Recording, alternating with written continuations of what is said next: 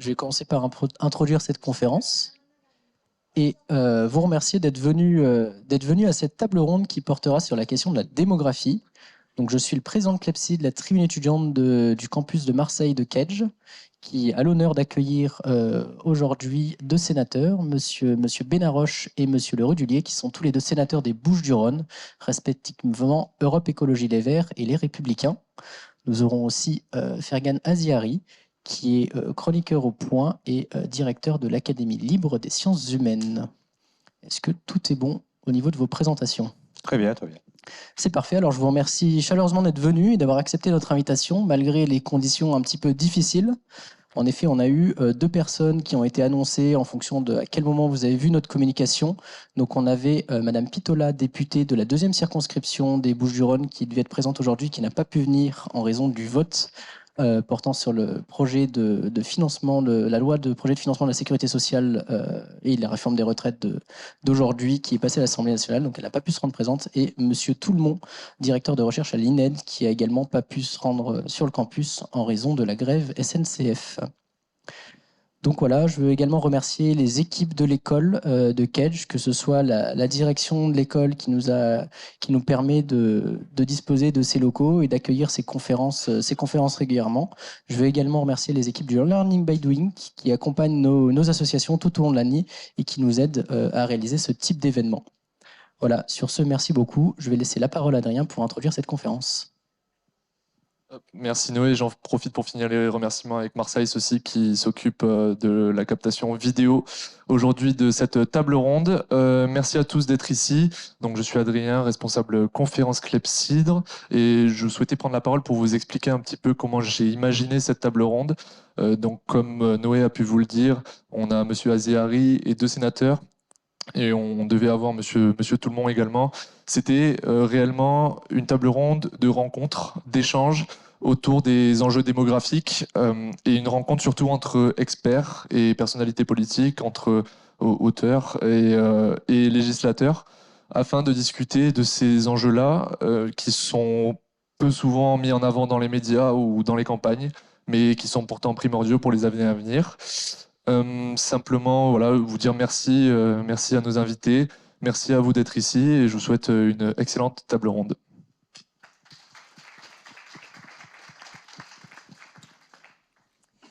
Eh bien, merci Noé et Adrien pour cette introduction et bienvenue à tous pour cette première table ronde de l'année de Clepsyd. Merci également aux invités, à l'administration et à toutes les personnes qui ont pu permettre l'organisation de cet événement. Je suis Nina Graillon, responsable du pôle Marseille Cité Éloquence de Clepsyd et je serai aujourd'hui l'animatrice de cette table ronde. Mon rôle consistera à organiser les débats et à essayer de respecter une équité imparfaite du temps de parole entre les participants tout en laissant l'entière liberté des échanges. Nous allons démarrer avec la première thématique en discutant des enjeux liés à l'alimentation et à la distribution de l'eau dans le monde. D'après les dernières prévisions de l'ONU, nous serions 11 milliards d'êtres humains sur Terre à l'horizon 2100.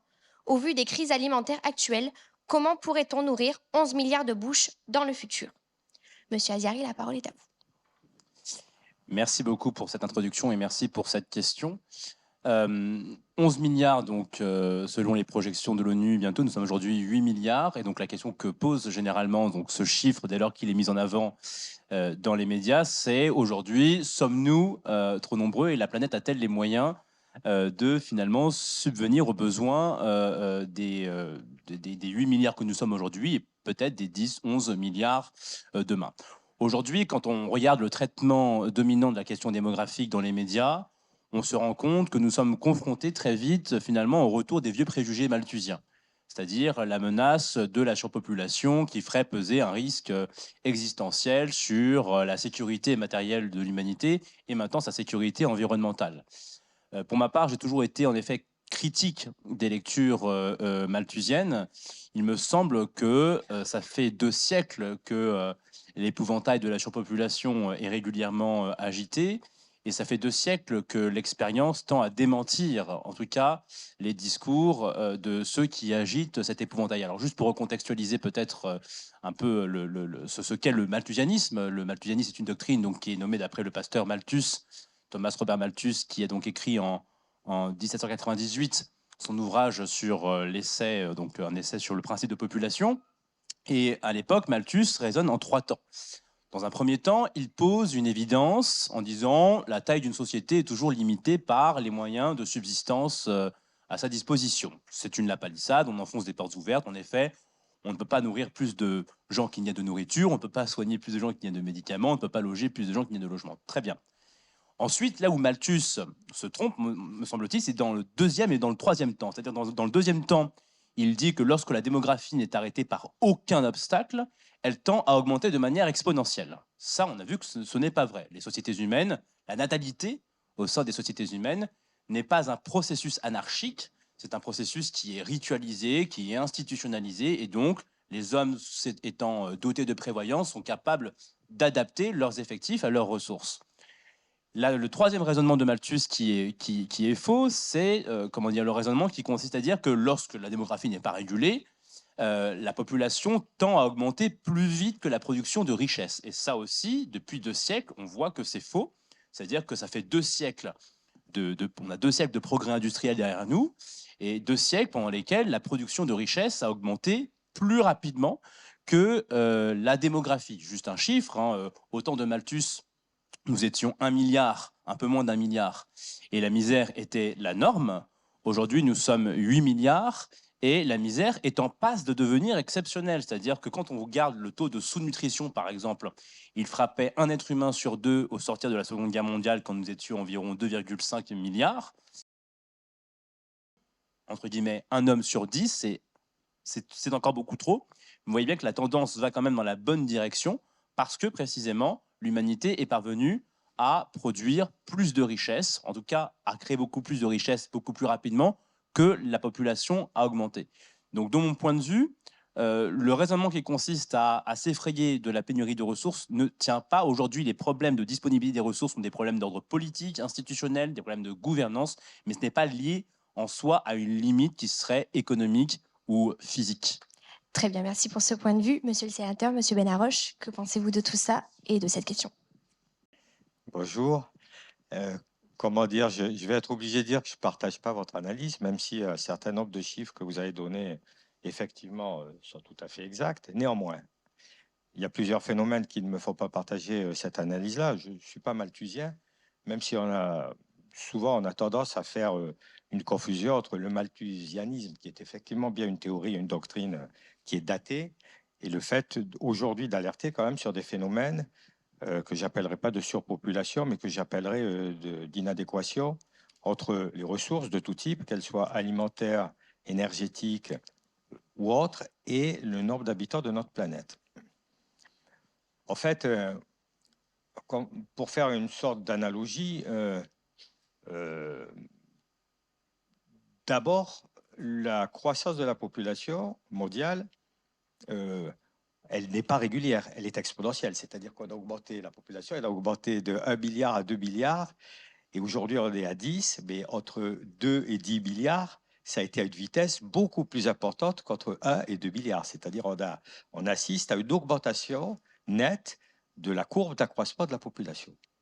Deuxièmement, toutes les études actuelles montrent bien que malgré des baisses de la natalité, on va le dire simplement, aujourd'hui, les projections sur les années à venir, en raison en particulier des taux de fécondité qui arrivent, de l'âge de la population en particulier, fait qu'en fait, on ne s'attend pas à une baisse de l'accroissement de la population, puisqu'on a des projections à 11 ou à 12 milliards, même si, bien entendu, tout un tas d'événements qui sont arrivés ces derniers siècles ont permis une certaine régulation, ne serait-ce que parce que pendant un certain temps, dans certains pays en tout cas, l'âge de la population, l'âge moyen de la population a augmenté, ou parce qu'il y a un certain nombre de politiquement, on va dire politiquement au sens large, de mesures qui ont été prises, par exemple la légalisation dans un grand nombre de pays du monde de l'avortement, ou bien entendu l'apparition de moyens contraceptifs mis à disposition de plus en plus de femmes, puisque pour l'instant la contraception repose sur les femmes et pas sur les hommes, je le regrette mais c'est comme ça, Et donc, mais on va le changer. Donc, ces phénomènes-là, quand même, sont venus un peu restreindre un accroissement de la population qui aurait encore pu être plus important. En contrepartie de cela, les systèmes productivistes qui ont été mis en place à la fois pour augmenter les ressources alimentaires, pour augmenter les ressources énergétiques, pour augmenter, enfin, tout un tas d'éléments indispensables pour assurer une vie correcte de la population mondiale, ont montré qu'elles avaient, toutes ces croissances-là, des incidences très négatives, à la fois sur la vie des gens, sur leur santé, sur leur façon de vivre, mais aussi sur la biodiversité et sur la planète. Donc on ne peut pas, me semble-t-il, avoir une croyance absolue dans un progrès théorique qui arriverait, qui serait de l'ordre uniquement d'un progrès scientifique, pour dire on va arriver à pouvoir tous les besoins d'une population en accroissement de plus en plus important par ce progrès technologique qui permettra de nourrir, de loger, et de donner de la santé à tout le monde. Donc ça, c'est un premier point sur lequel je voulais parler de mon scepticisme. Pardonnez-moi. Je Pardon. voudrais simplement redistribuer la parole. Je suis vraiment désolée pour la distribuer. Je tiens à dire, si vous voulez rebondir, vous gênez pas. C'est une discussion libre, comme on l'a précisé au début. Je vais m'adresser maintenant au deuxième sénateur ici présent. Est-ce que vous pouvez rebondir sur sur des points qui ont été soulignés? Oui, alors on risque de vous surprendre, je vais être d'accord avec M. Benaroche et un peu en désaccord avec vous.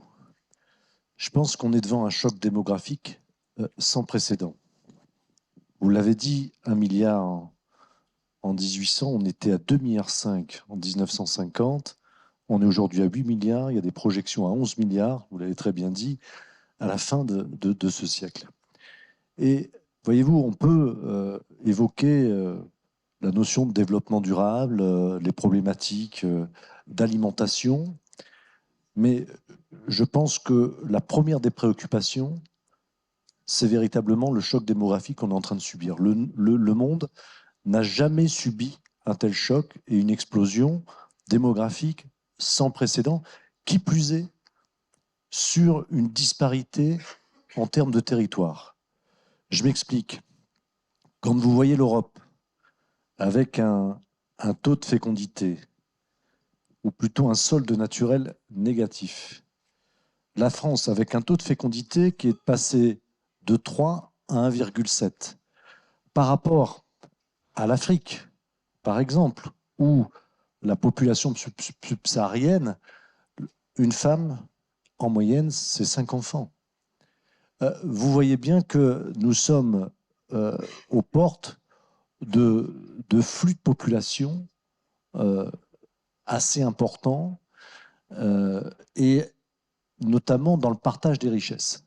Puisque ce qui est très choquant, c'est qu'on a, par exemple, vous parlez de l'alimentation, on a au moins 10 organisations internationales sur l'agriculture qui travaillent sur des sujets de progrès technique, de production endémique. On n'a aucune organisation qui s'occupe de la démographie, même pas d'instruments statistiques. Et je pense que ça, c'est une erreur et on doit s'en occuper dès maintenant. Pourquoi je le dis ?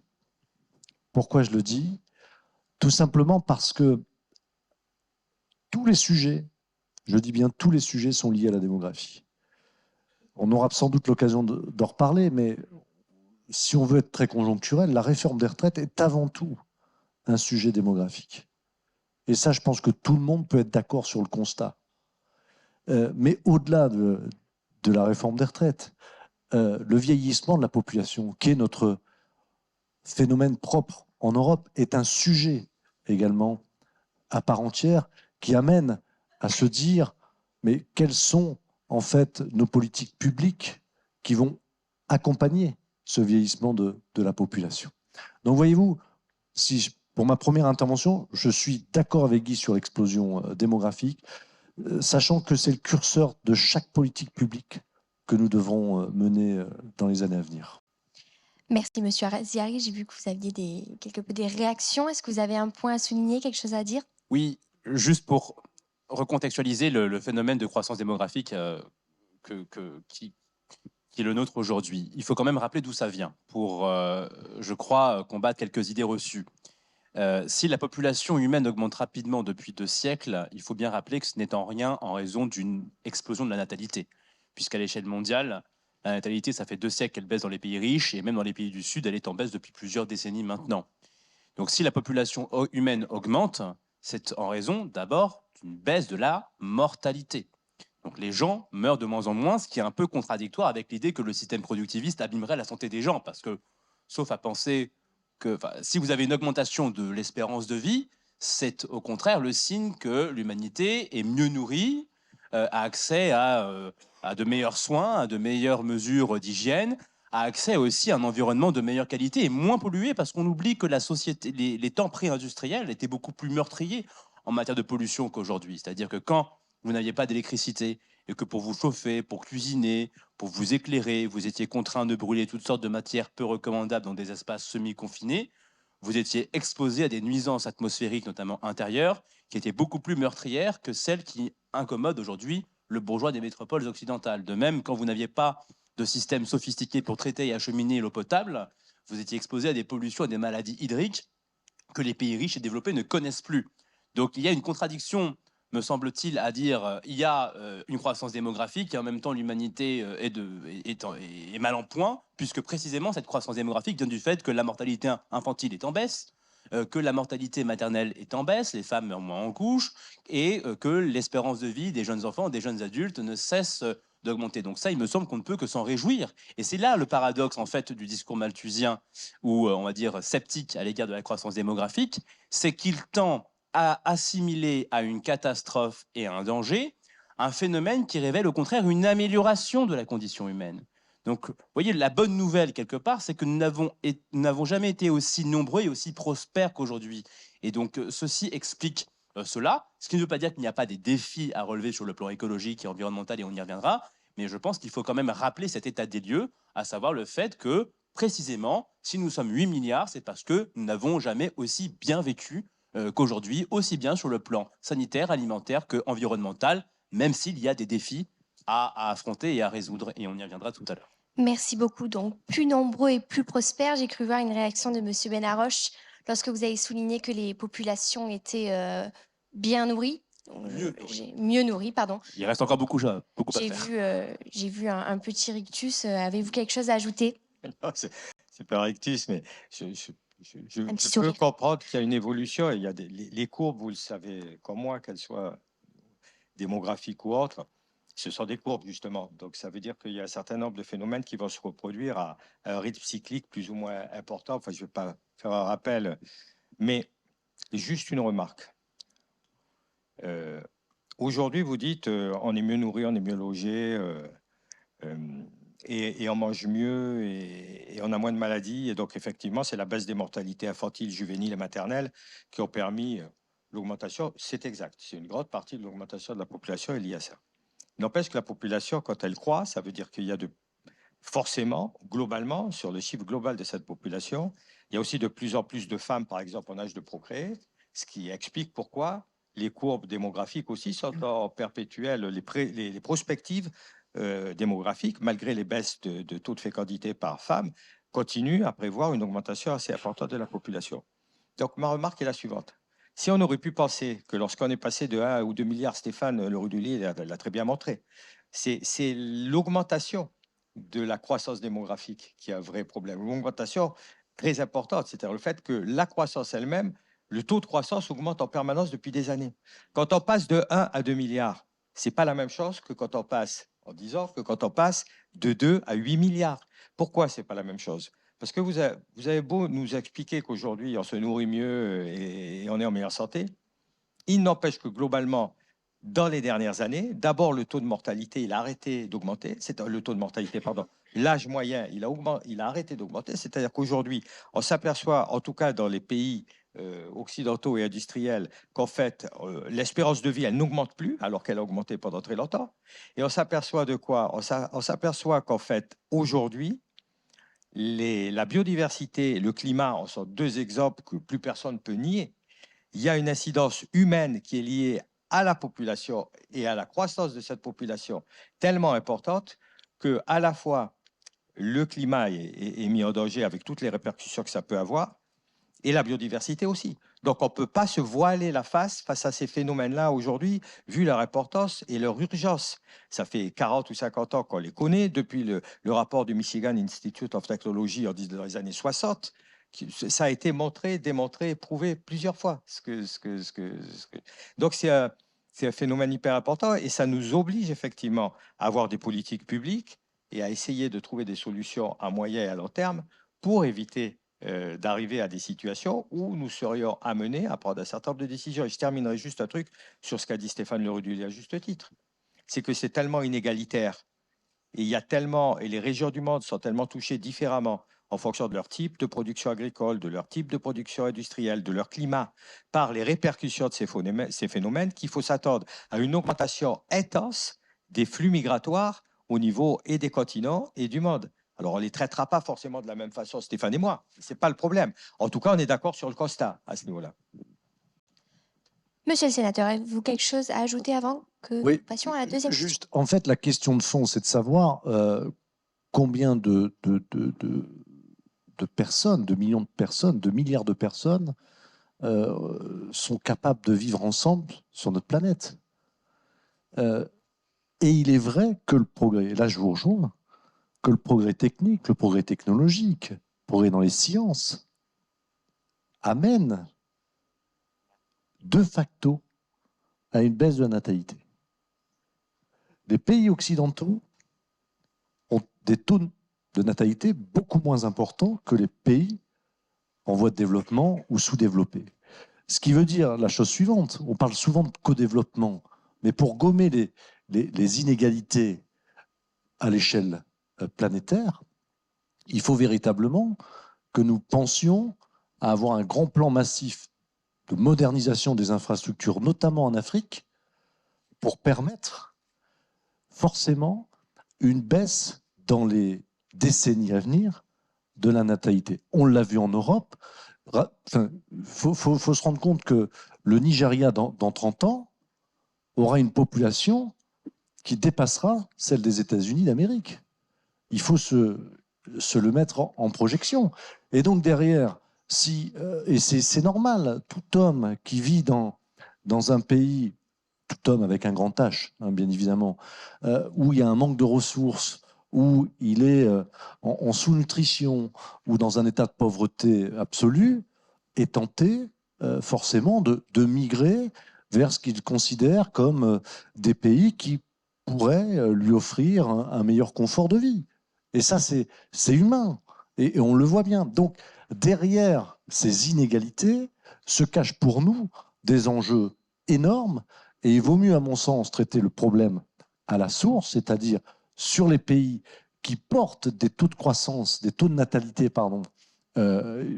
assez importants, beaucoup trop importants, pour qu'on puisse après réguler. Et je pense qu'on arrivera de toute manière, inexorablement, un jour à un pic de la population mondiale et peut-être derrière à une régression. On le voit déjà en Europe. Ce qui se passe en Europe, c'est quand même assez alarmant. Oui, mais c'est alarmant pour nous. Parce que derrière cela, dans le rapport de Levoy, il était dit que pour maintenir un niveau de production, une productivité à l'échelle européenne, il faudra un apport de population de près de 50 millions dans 30 ou 40 ans. C'est dans le rapport de Levoy. Donc, ça veut dire quand même quelque chose dans les inégalités à l'échelle du monde. Je peux intervenir une seconde? J'ai le droit? Oui, allez-y. On passera à la question suivante. Après. Non, je voulais revenir sur les inégalités. D'abord, vous dites sur la pauvreté, sur les inégalités. Vous dites, globalement, en fait, les gens, il y a moins de pauvres maintenant qu'avant. Il y a moins de pauvres en pourcentage, peut-être. Dans la réalité, il y a beaucoup plus de gens pauvres aujourd'hui, globalement, sur les chiffres en valeur absolue, que ce qu'il y en avait il y a quelques centaines d'années. Globalement, je dis bien, parce qu'il y a plus de monde, vous me direz, il y a 8 000... Mais d'accord. C'est des relatifs qui comptent. Mais non, je ne suis pas d'accord avec vous, parce que quand vous dites qu'il y a sur 8 millions, il y a 1,5 million de gens pauvres, sur 8 milliards, il y en a 1,5 milliard. C'est 1,5 milliard d'individus, chacun pris individuellement, qui sont pauvres. Et pour moi, c'est quand même dramatique que sur notre terre, il y ait 1,5 milliard d'individus qui ne puissent pas vivre normalement dans leur pays d'origine.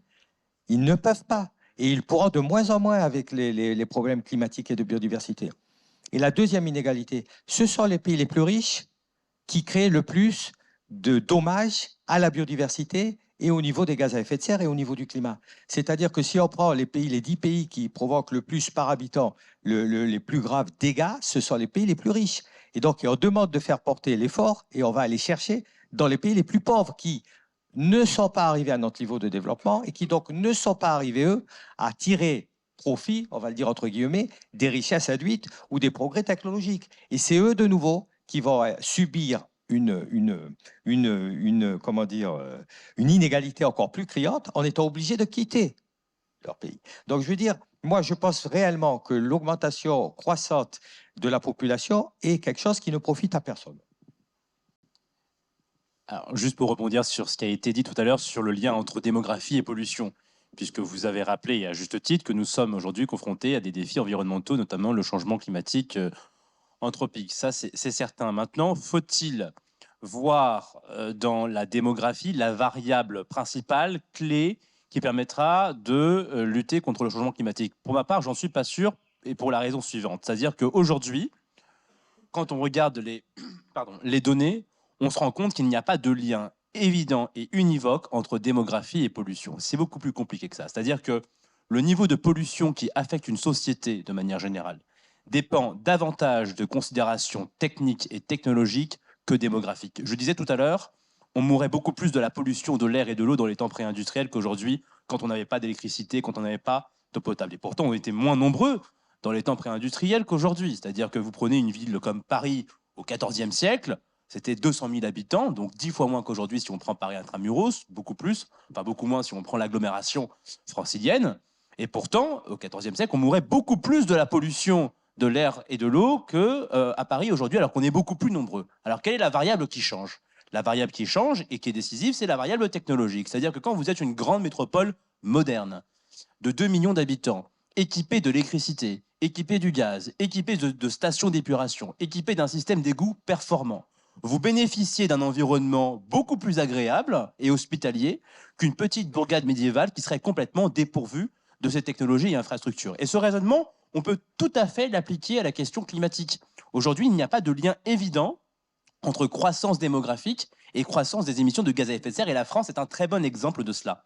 Puisque depuis les années 70, la France a gagné 15 millions d'habitants, et pourtant, depuis les années 70, les émissions françaises tendent à baisser, et pas seulement grâce aux émissions importées, qui tendent elles aussi à décliner depuis 10 ans, mais aussi et surtout parce que depuis les années 70, la France bénéficie d'une augmentation de la part d'énergie décarbonée dans son mix énergétique grâce à l'énergie nucléaire. Et donc, ce paramètre-là fait qu'il y a un découplage entre démographie et émissions de gaz à effet de serre, en France notamment. Alors, une fois que j'ai dit ça, on va me rétorquer, mais pourquoi ne pas jouer sur les deux variables, les deux tableaux, la variable à la fois démographique et la variable technologique? Sauf que la chose est beaucoup plus compliquée que ça, puisque vous avez en réalité toute une littérature en économie et en démographie qui vous explique qu'une large population est de nature à favoriser le progrès technologique. Pourquoi? Parce que une large démographie, c'est toute chose égale par ailleurs, plus de bras, plus de cerveaux, et c'est donc une accumulation de richesses et de connaissances plus rapide. Mais en plus de cela, une large démographie, ça permet des économies d'échelle qui autorisent le financement de technologies d'infrastructures coûteuses qui seraient inaccessibles aux petites communautés. Ce n'est pas un hasard si les grandes métropoles ont toujours été mieux équipées que les campagnes en infrastructures essentielles, comme les stations d'épuration et les égouts que j'ai évoqués tout à l'heure. Et pour la question climatique, c'est la même chose. Aujourd'hui, la France, par exemple, songe à relancer une industrie nucléaire pour poursuivre la décarbonation de son électricité. Mais que disent les industriels? Ils disent, nous, on aimerait bien construire le plus de réacteurs possible, mais on manque de bras, on manque de compétences. Donc, vous voyez, c'est là le paradoxe, finalement. C'est-à-dire qu'aujourd'hui, le principal facteur limitant dans la conduite d'une politique environnementale ambitieuse, finalement, c'est la ressource humaine, et c'est elle qui risque de manquer dans les années et dans les décennies qui viennent, parce que contrairement à ce qui a été dit tout à l'heure, en réalité, le 21e siècle, et ce sont les projections de l'ONU, sera en partie aussi le siècle du vieillissement démographique de l'humanité, c'est-à-dire que les taux de croissance démographique en réalité reculent, mais depuis les années 1960 en réalité. C'est-à-dire qu'il y a toujours une augmentation, mais il y a un ralentissement de l'augmentation. Et donc, une population plus vieillissante, on sait aussi que c'est une population moins productive, comme vous l'avez rappelé, une population moins créative, moins innovante. Et moi, je suis davantage inquiet, en effet, de cette incapacité que l'humanité a à renouveler ses effectifs, parce que cela risque de peser finalement sur la main-d'œuvre disponible pour conduire le grand chantier du XXIe siècle, qu'est le chantier de la transition écologique? Merci beaucoup pour cette réponse. J'en profite pour introduire la deuxième question. Aujourd'hui, nous faisons face à d'immenses enjeux énergétiques. Les pays ne s'accordent pas sur une stratégie commune et plusieurs pistes sont explorées. L'Allemagne a par exemple fait le choix de sortir complètement du nucléaire dans les années 2010, tandis que la France a annoncé l'an dernier un programme d'investissement massif dans le but de construire 6 ERP à l'horizon 2035. Quelle solution semble être la plus pertinente connaissant le contexte démographique? Bien, si vous permettez, puisqu'on arrive sur le nucléaire, parce que c'est l'énergie et les ressources sont essentielles par rapport à la croissance démographique, ou en tout cas la démographie. Plus il y a de personnes sur Terre, plus il y a de consommation de ressources, ça paraît évident. Sur le nucléaire, vous l'avez dit, l'Allemagne a fait un choix il y a quelques années de cela, en disant on tourne le dos au nucléaire, on part sur les énergies renouvelables et sur le charbon. Dans le même temps, en 2012, il y a un choix qui est fait de dire clairement le nucléaire n'est pas l'énergie du futur en termes de production électrique, il faut un mix énergétique et son apothéose c'est 2018, il faut le rappeler. Loi de programmation énergétique où le législateur, le Parlement, vote un texte qui dit la chose suivante, à horizon 2030, c'est moins de 50% de production de nucléaire en France en faveur des énergies renouvelables. Je vais vous dire simplement, on parlait beaucoup de Fessenheim. On a fermé Fessenheim tout simplement parce que c'est à quelques kilomètres de la frontière allemande et que derrière cette frontière allemande, il y a une centrale à charbon. Et on s'est aperçu de quoi? C'est que la crise qu'on est en train de vivre, la crise de l'énergie, c'est qu'on avait besoin du nucléaire, qui est pour l'heure l'énergie la plus propre. Et vous l'avez rappelé, depuis des décennies, avec le choix du nucléaire, pas que ça, mais c'est un des éléments. Effectivement, on a une économie la plus décarbonée, ou en tout cas la production d'énergie la plus décarbonée par rapport à l'Allemagne. Là, il y a eu un volte-face. Aujourd'hui, de l'État qui nous dit, effectivement, on investit sur l'EPR, donc le réacteur nucléaire du futur, 6 réacteurs, certains en voulaient 14, il y a une accélération. Et effectivement, il y a maintenant la problématique du manque de main-d'œuvre, ou en tout cas de savoir-faire du nucléaire.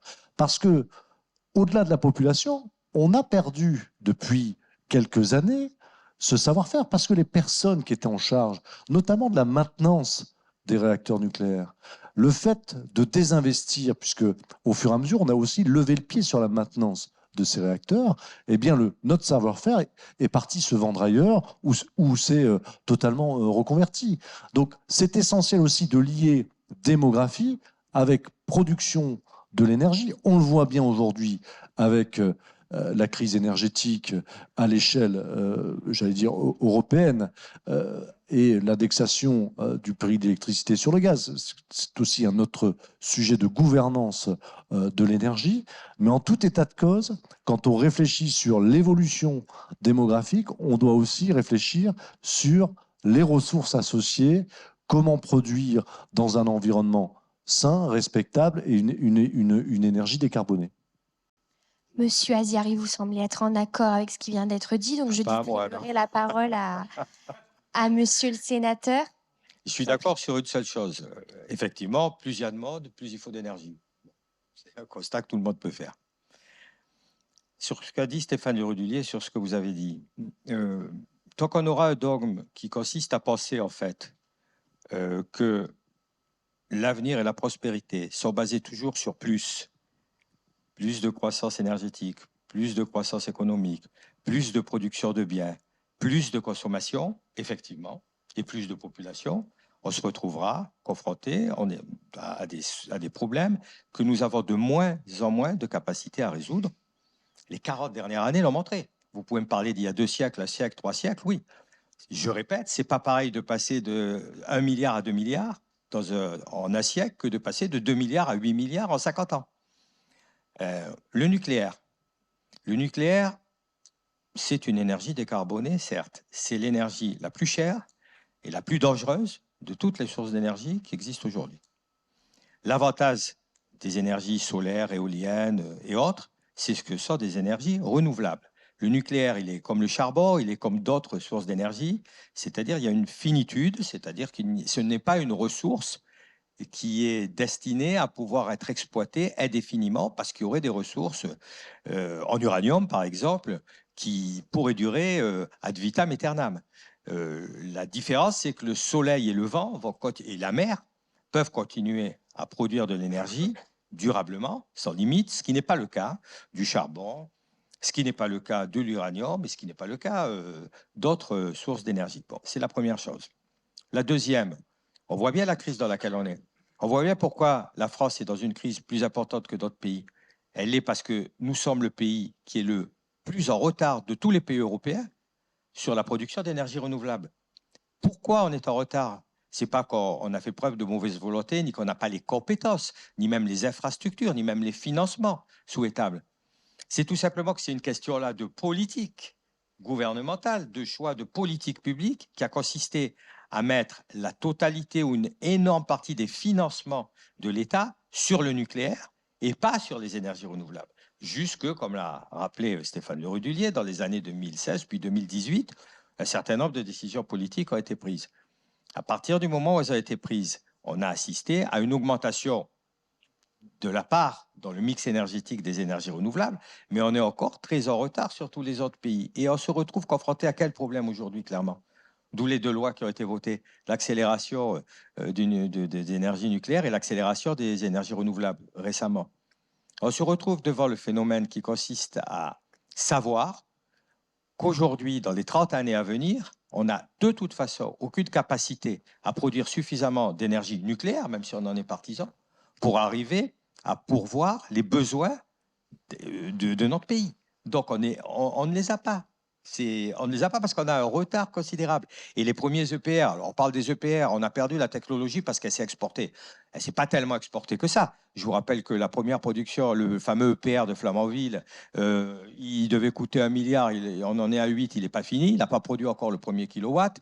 Je vous rappelle que dans tous les pays du monde où cette technologie a été lancée, pour l'instant, c'est un fiasco technologique qui coûte beaucoup plus cher que ce qui était prévu et qui ne pourra pas permettre de fournir l'énergie nécessaire dans les 10, 15 ou 20 années à venir. Donc il y a eu un choix de politique publique qui a été très mauvais en France, qui a été de tout miser sur le nucléaire. On est le pays du monde qui mise tout sur le nucléaire. Et on voit bien les résultats aujourd'hui de cela. Alors maintenant, je comprends très bien qu'aujourd'hui, on puisse considérer que c'est une énergie décarbonée, mais je rappelle, si on tient compte de tout, de la mise en œuvre, des productions, du coût de l'uranium, du démantèlement des déchets qu'on ne sait pas démanteler, enfin de l'enfouissement des déchets. Aujourd'hui, on ne sait pas les enfouir, on ne sait pas où les mettre, donc on s'attend. Et on sait leur durée de vie, du démantèlement des centrales nucléaires qu'il va falloir démanteler, qu'on ne sait pas démanteler.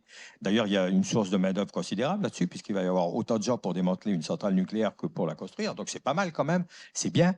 Je trouve que ça, c'est pas mal. Voilà, donc vous voyez, tous ces problèmes-là, il me faut dire que le nucléaire ne peut pas être pour la France la solution, et ne l'est pas d'ailleurs pour la plupart des pays du monde, à part qu'il n'y en a pas beaucoup qui misent sur le nucléaire pour résoudre leurs problèmes. La part du nucléaire dans les pays du monde autres que la France est beaucoup inférieure aujourd'hui à ce qu'elle n'est en France. Monsieur Aziari, la parole est à vous. Je suis crois que vous avez un commentaire. Je suis d'accord sur ce qui a été dit quand monsieur le sénateur dit que la France est en retard sur les énergies renouvelables. C'est vrai, la France a beaucoup moins d'énergie renouvelable notamment que son voisin allemand. Et pourtant, elle a l'électricité la plus décarbonée. Alors, vous voyez, c'est-à-dire qu'on est en retard sur une technologie qui serait prétendument indispensable à la décarbonation de notre électricité, et pourtant, on a l'énergie la plus décarbonée. Donc, c'est peut-être qu'il existe des solutions plus efficaces que les renouvelables si le retard accumulé dans les renouvelables nous permet quand même d'être à la tête de la course à la décarbonation de l'électricité. C'est peut-être qu'il existe des sources d'énergie plus efficaces que le renouvelable pour décarboner l'électricité. Juste un chiffre, parce qu'on parlait de coûts. En 2012, la Cour des comptes estimait que le programme nucléaire français avait coûté au total sur plusieurs décennies 228 milliards d'euros, corrigé de l'inflation. 228 milliards d'euros pour avoir donc notre parc électronucléaire français. Les Allemands, avec l'Energiewende, ont dépensé entre 500 et 600 milliards d'euros sur 20 ans pour une électricité 8 fois plus carbonée que la France. Donc 228 milliards d'euros pour l'électricité française, entre 500 et 600 milliards d'euros pour l'Allemagne, avec une électricité 8 fois plus carbonée. Si ces sommes avaient été investies dans le nucléaire, c'est 2 francs et demi qu'on aurait pu décarboner. Donc ça en dit long déjà sur l'efficacité relative des solutions en question. Et on pourrait aggraver le bilan de l'humanité en regardant la part des investissements réalisés à l'échelle mondiale entre ces technologies respectives. Ces 20 dernières années, à l'échelle mondiale, on a dépensé 5 000 milliards d'euros dans les énergies intermittentes que sont l'éolien et le solaire. 5 000 milliards d'euros, c'est 30 plans Marshall. 30 plans Marshall pour quel résultat? Pour 12% de la production électrique mondiale du fait des énergies intermittentes. Et avec un ingénieur belge qui s'appelle Philippe Charlez, on a fait un calcul et on s'est rendu compte que si ces 5 000 milliards de dollars qui sont principalement issus des pays riches, je ne parle pas du Burkina Faso, là je parle de l'OCDE, si ces 5 000 milliards de dollars avaient été investis dans l'énergie la plus crédible, c'est-à-dire le nucléaire classique, celui dont la France bénéficie, c'est entre 50% et 70% de l'électricité mondiale qu'on aurait pu décarboner contre 12%. Donc vous voyez la perte de chance que nous infligent ces choix idéologiques qui ne tiennent pas compte de l'efficacité à la fois économique et environnementale de telle ou telle technologie. Alors je sais qu'on me rétorquera qu'il ne faut pas opposer toutes les solutions entre elles et qu'il faut privilégier toutes les solutions. Simplement, le problème de ce raisonnement qui veut concilier et ménager la chèvre et le chou, c'est qu'il oublie qu'en économie, il y a une notion importante qui s'appelle le coût d'opportunité. Le coût d'opportunité, c'est un indicateur que j'imagine que vous connaissez très bien ici en école de commerce. C'est à quel résultat je renonce quand je prends telle décision plutôt qu'une autre, en sachant que mes ressources sont limitées, que mon budget est limité, que ma main-d'œuvre est limitée, que mon foncier est limité, que mon temps est limité. Et donc, tous les jours, je dois faire les choix les plus judicieux, les arbitrages les plus judicieux possibles, en sachant qu'un euro investi ici est un euro qui ne sera pas investi là. Eh bien, vous voyez, quand je vois que 30 plans Marshall donnent 12% de la production électrique mondiale, je pense que l'humanité a commis ici une sortie de route et que nous devrions être beaucoup plus vigilants quant à l'efficacité de nos choix. Parce que moi, vous savez, ma grande frayeur, j'ai moins de 30 ans, c'est que dans 30 ans, qu'on fasse le bilan, qu'on regarde dans les rétroviseur et qu'on se rende compte que les milliards d'euros qu'on a dilapidés n'ont pas donné les résultats escomptés. Qu'on se rende compte un peu trop tard, finalement, que ces milliards dilapidés furent dilapidés au service d'une vaste opération de greenwashing qui ne donne pas les résultats escomptés. Et donc, pour venir au lien entre démographie et économie, pourquoi je parle du nucléaire et pourquoi je tends à privilégier le nucléaire sur les autres sources d'énergie? C'est parce que moi, j'estime qu'une bonne politique environnementale, c'est celle qui permet aux êtres humains de bénéficier du niveau de vie le plus élevé possible en toute sûreté dans leur habitat. Donc, bénéficier du niveau de vie le plus élevé possible en toute sûreté, ça veut dire développer les sources d'énergie les plus abondantes et décarbonées possibles. Et de ce point de vue-là, même si le soleil est abondant, il faut quand même du capital pour capter l'énergie solaire. Ce capital est rare et donc est soumise aux mêmes contraintes économiques que n'importe quel facteur de production. Et les chiffres aujourd'hui vous montrent, encore une fois, et je reprends les chiffres entre la France et l'Allemagne, que le nucléaire est l'énergie la plus efficace pour décarboner l'électricité d'un pays. Merci, Monsieur Aziari. Prochaine question. Certaines énergies du futur reviennent souvent au cœur des débats. On parle ici d'hydrogène, d'énergie hydraulique, de gaz liquéfié, etc. Quelles sont les solutions potentiellement viables pour les décennies à venir? Monsieur Benaroche, Monsieur le Sénateur. D'abord, juste une remarque. Les chiffres sont faux pour une raison très simple. C'est que dans les chiffres de ce qui serait le coût du nucléaire, tout un tas de coûts du nucléaire ne sont pas induits, ne sont pas comptés, ne sont pas comptabilisés, y compris dans les chiffres que vous avez donnés. C'est-à-dire, quand vous parlez de chiffres, si effectivement vous n'incluez pas dans le coût du nucléaire la sûreté nucléaire, l'enfouissement des déchets et le démantèlement des centrales nucléaires, qui sont 3 impératifs liés à cette production, effectivement, vous diminuez substantiellement le coût du nucléaire par une sorte de baguette magique qui consiste à ne pas considérer le nucléaire dans son entité. Et par ailleurs, je répète, les matières premières initiales qui servent à produire l'énergie sont quand même d'une importance rare. D'abord parce qu'il n'y en a pas, elles ont une finitude. Et deuxièmement, parce que vous savez les coûts géopolitiques de toutes ces ressources.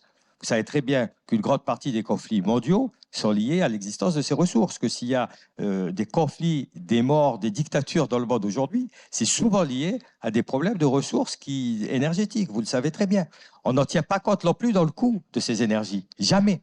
Alors, les chiffres que vous donnez sont des chiffres qui ont une valeur très, très relative, monsieur, très, très relative.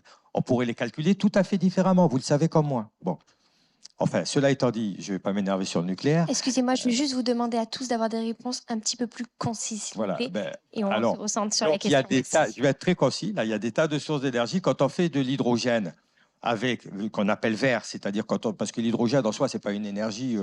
Voilà, elle est produite par un certain nombre d'autres énergies. Donc, quand on fait de l'hydrogène vert et qu'effectivement on se sert pour faire de l'hydrogène d'énergie renouvelable, oui, c'est une des solutions. Il y en a des tas d'autres. Tout ce qui aujourd'hui, je l'ai dit, le solaire, le vent, la mer, tout ce qui relève, tout ce qui peut être produit au niveau énergétique. Et dernier point, je serai très bref ce coup-ci. Il y a une énorme différence entre toutes ces énergies et les autres. Je suis désolé, je parle beaucoup. C'est parce qu'au Sénat, on nous bride, on est limité. Alors, bon, ouais. Donc, juste un truc. Il y a une énorme différence. C'est que vous pouvez produire des énergies à base du vent, du soleil ou de la mer localement. C'est-à-dire que vous avez des villes ici, vous avez des villages, vous avez des communes, vous avez des villes en Afrique, dans des endroits où on n'a pas besoin d'avoir un développement technologique intense, qui peuvent pouvoir à leur propre autonomie énergétique. Et c'est ce à quoi on doit tendre. Comme on doit tendre à une propre autonomie alimentaire en laissant les gens produire chez eux ce dont ils ont besoin pour manger. Avec le nucléaire, ça n'existe pas. Ça ne peut être produit que par des grands monopoles d'État. C'est un phénomène fondamental qui va jouer sur nos sociétés dans les années à venir. Monsieur Le Rudulier, je vous en prie. Non, écoutez, moi je crois beaucoup à l'intelligence humaine et je suis plutôt dans la théorie de Schumpeter. C'est-à-dire que la machine à vapeur, quand elle est arrivée, il y a eu un changement de paradigme qui a bouleversé l'économie, qui a développé des sociétés tout entières. Et je vais vous dire mon sentiment profond.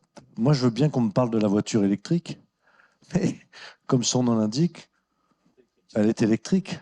Et donc, il faut produire l'électricité. Donc, il y a des fois certaines contradictions ou propos antinomiques. Dans la même journée, moi, j'ai vu un ministre, pas Guy, non, mais un ministre Europe Écologie nous dire « Oh là là, on va baisser la part du nucléaire ».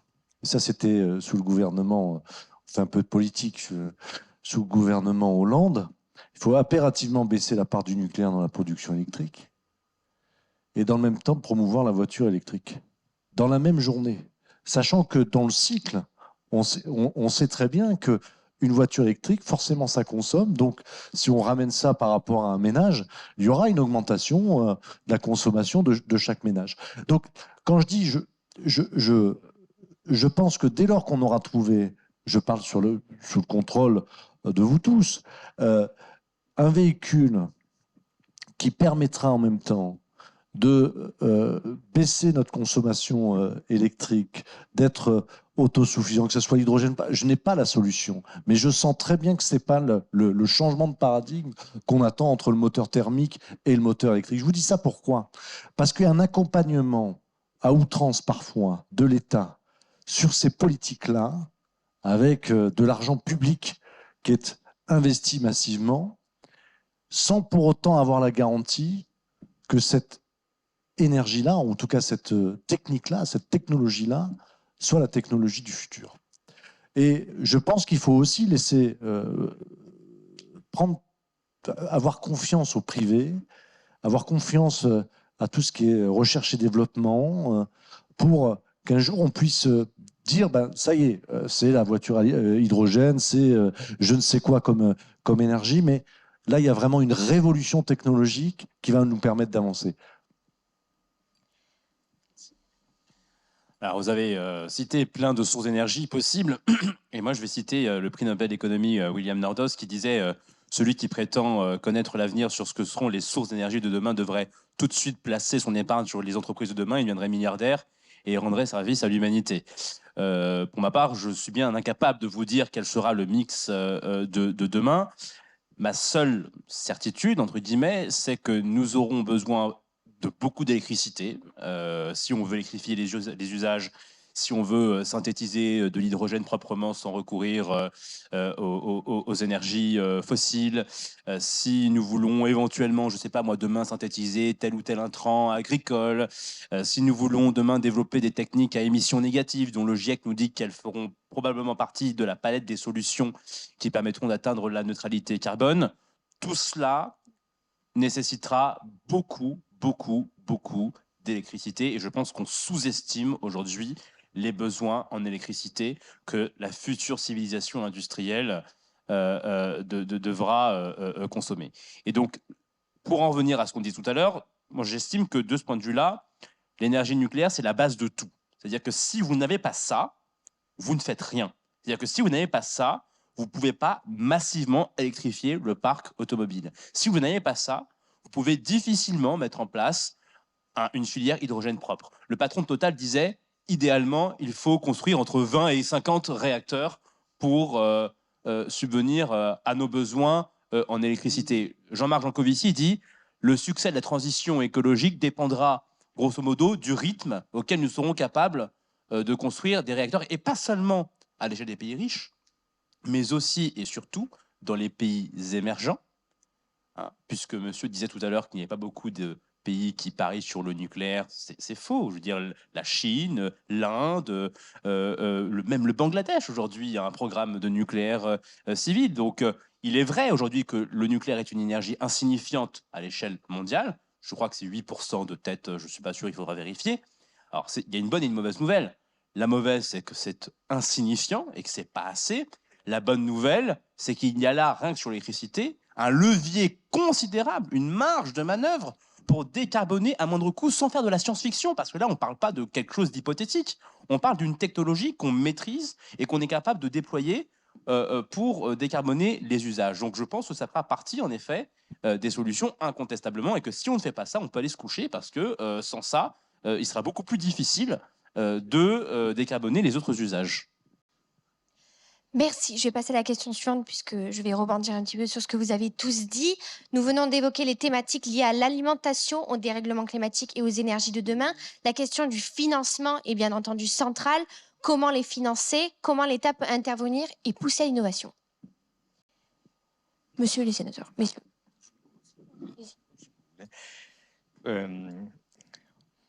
Je m'excuse d'être obligé de me sentir obligé de redire la même chose.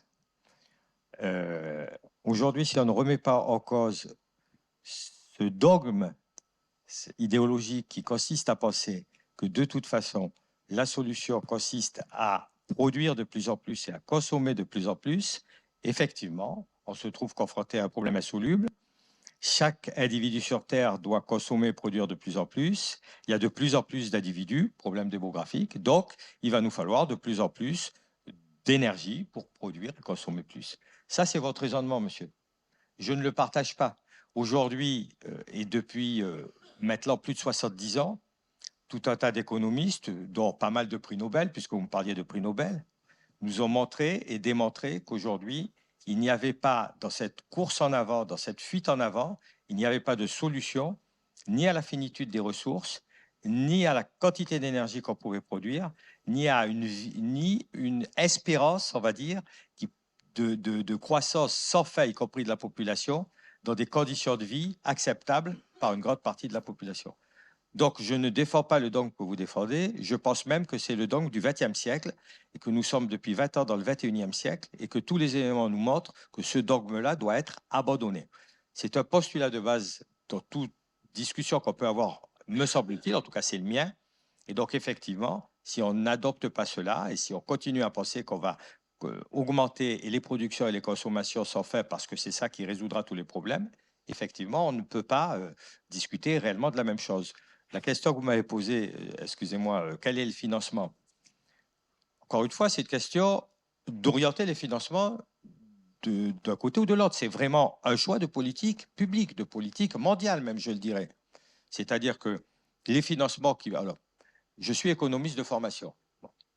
J'ai passé toute ma carrière dans le privé et dans des activités qui étaient proches, enfin qui étaient toujours des activités économiques et surtout des activités commerciales. Donc, je veux dire par là que je n'ai pas cette défiance vis-à-vis ni de l'économie, ni du commerce, qui pourrait être celle dont on pourrait me taxer a priori, puisque je suis écologiste et qu'on dit les écologistes sont peut-être pas aussi sérieux là-dessus. Je m'inscris en faux là-dessus. Et ce que je voulais dire, c'est que les financements sont choisis par les sociétés privées en fonction de leur capacité à se développer et à créer de la richesse, et c'est normal, elles sont là pour ça, et par les États en fonction de choix qui vont être faits pour assurer, normalement, ça devrait être le cas, le bien public et pour assurer la meilleure vie à la population qui vit dans un pays. Donc, c'est pas l'argent globalement qui manque, c'est le fait de choisir où on va l'affecter. Et donc ça, effectivement, c'est un choix qu'il faut faire. Et ce que je disais tout à l'heure, quand on met d'argent sur le nucléaire, comme on l'a mis en France depuis les années 60, on ne le met pas ailleurs et on ne peut pas le mettre en même temps sur les énergies renouvelables et sur, par exemple, le développement qu'a expliqué Stéphane Le Rudulier, par exemple, de production. Moi, je connais dans la région et dans les Bouches-du-Rhône plusieurs sociétés commerciales qui développent, par exemple, de l'hydrogène vert depuis pas mal de temps. Et je connais pas mal de plateformes logistiques aujourd'hui qui sont déjà et qui ont équipé déjà tous leurs véhicules avec de l'hydrogène vert et pas des véhicules électriques. Bien entendu que les véhicules électriques ne sont pas la panacée. Ce qu'on dit simplement, je suis désolé, je suis encore trop lent, et ce que nous disons, c'est que la solution, ce n'est pas de remplacer toutes les mobilités et tous les véhicules par des véhicules électriques. La première solution, c'est de changer les mobilités, c'est-à-dire de remplacer l'usage systématique du véhicule individuel par d'autres usages et d'autres mobilités. La vérité, c'est qu'il ne faut pas éloigner les gens de leur travail en les faisant habiter dans du périurbain où on va construire et en les obligeant à aller travailler à Marseille ou à Paris et à se loger de plus en plus loin des grandes métropoles parce qu'ils ne peuvent plus y vivre, monsieur. La vérité, c'est qu'il faut faire en sorte qu'ils puissent vivre à côté de là où ils travaillent. C'est ça la partie sur laquelle je ne partage absolument pas vos raisonnements. Monsieur Le Rudulier, pour une réponse C'était quoi la concise, s'il vous question? plaît. Parce que je me suis parti. Non, l'argent, le financement. Bon, il ne faut pas se mentir. Vous connaissez. Alors, si on raisonne uniquement à l'échelle de la France, nos finances ne sont pas au beau fixe. Il faut être très clair. Et ce qui veut dire qu'il ne faut pas se tromper dans l'investissement. Et il faut investir sur des valeurs sûres. Et pour moi, il y a une priorité, ça a été dit sans doute tout à l'heure, c'est le nucléaire. Ça va faire bondir Guy. Je pense que 6 réacteurs, c'est largement insuffisant. On doit accélérer l'investissement sur le nucléaire, tout simplement, et là je vous rejoins, parce que c'est la clé des développements des technologies futures. Moi, je suis désolé, on parle d'imprimante 3D, de technologies informatisées de plus en plus croissantes, mais un ordinateur, ça fonctionne avec de l'électricité, quel que soit le type d'ordinateur. Une tablette fonctionne avec de l'électricité. Un téléphone portable fonctionne avec de l'électricité. Donc, tous les nouveaux besoins technologiques, la variable commune, c'est l'électricité. Et ce qui s'est passé durant ces 12 années, où on est devenu dépendant, où on importe de l'électricité, alors qu'avant on était exportateur à fin 2012 d'électricité, c'est une alerte. Et cette alerte-là, c'est notre souveraineté énergétique qui est en jeu. On l'a vu ces derniers mois. Donc, il faut investir massivement d'abord sur le nucléaire avant d'investir. Est-ce que l'État, sa place, c'est de faire un pari sur telle ou telle technologie? C'est une question qu'il faut se poser. Je ne suis pas sûr, clairement, que les plans massifs sur le développement du véhicule électrique soient véritablement, à terme, porteurs d'un retour sur investissement. Donc, laissons l'initiative privée aussi dans ces moments-là. Et puis, comme on parle de démographie, et vous parliez d'investissement, il y a d'autres aspects de financement. Il faut financer le vieillissement de la population. Nos dépenses sociales, je suis désolé, un enfant qui naît aujourd'hui, en 2023, a une espérance de vie de 93 ans. C'est ça la vérité. Donc, si vous passez 2 tiers de votre vie à travailler, à cotiser, pour les dépenses. Vous avez passé aussi un tiers de votre vie à être des consommateurs de dépenses, par exemple de santé, de dépenses sociales également. Et donc, ça, il faut bien l'avoir à l'esprit. C'est pas uniquement les investissements sur telle ou telle technologie, c'est aussi l'investissement sur l'humain, puisque on va vieillir et on va de plus en plus vieux. Il y a un livre qui s'appelle, et je vous le recommande, La mort de la mort. Quelqu'un qui conceptualise le fait qu'on a des projections où on va pouvoir vivre en moyenne 120, 130 ans, et ce ne sera pas dans 2000 ans. Parce qu'il y a le progrès médical. Et juste un petit clin d'œil à Guy. Moi, je veux bien faire un roue sur le nucléaire. Mais dans le domaine de la santé, il y a du nucléaire. Les imageries nucléaires. Toute la recherche sur le nucléaire médical a été étroitement liée avec la recherche sur le nucléaire énergétique. Et là, il y a eu aussi un coup d'arrêt depuis 12 ans. Donc, tout simplement pour vous dire que investissons sur le nucléaire, investissons sur l'humain pour les dépenses sociales, de santé, et ça sera déjà pas mal au vu de nos finances publiques. Très bien, merci. Nous allons passer au deuxième thème où je donnerai la parole en premier à Monsieur Aziari, qui va tourner autour de famille, vieillissement et baisse de la natalité.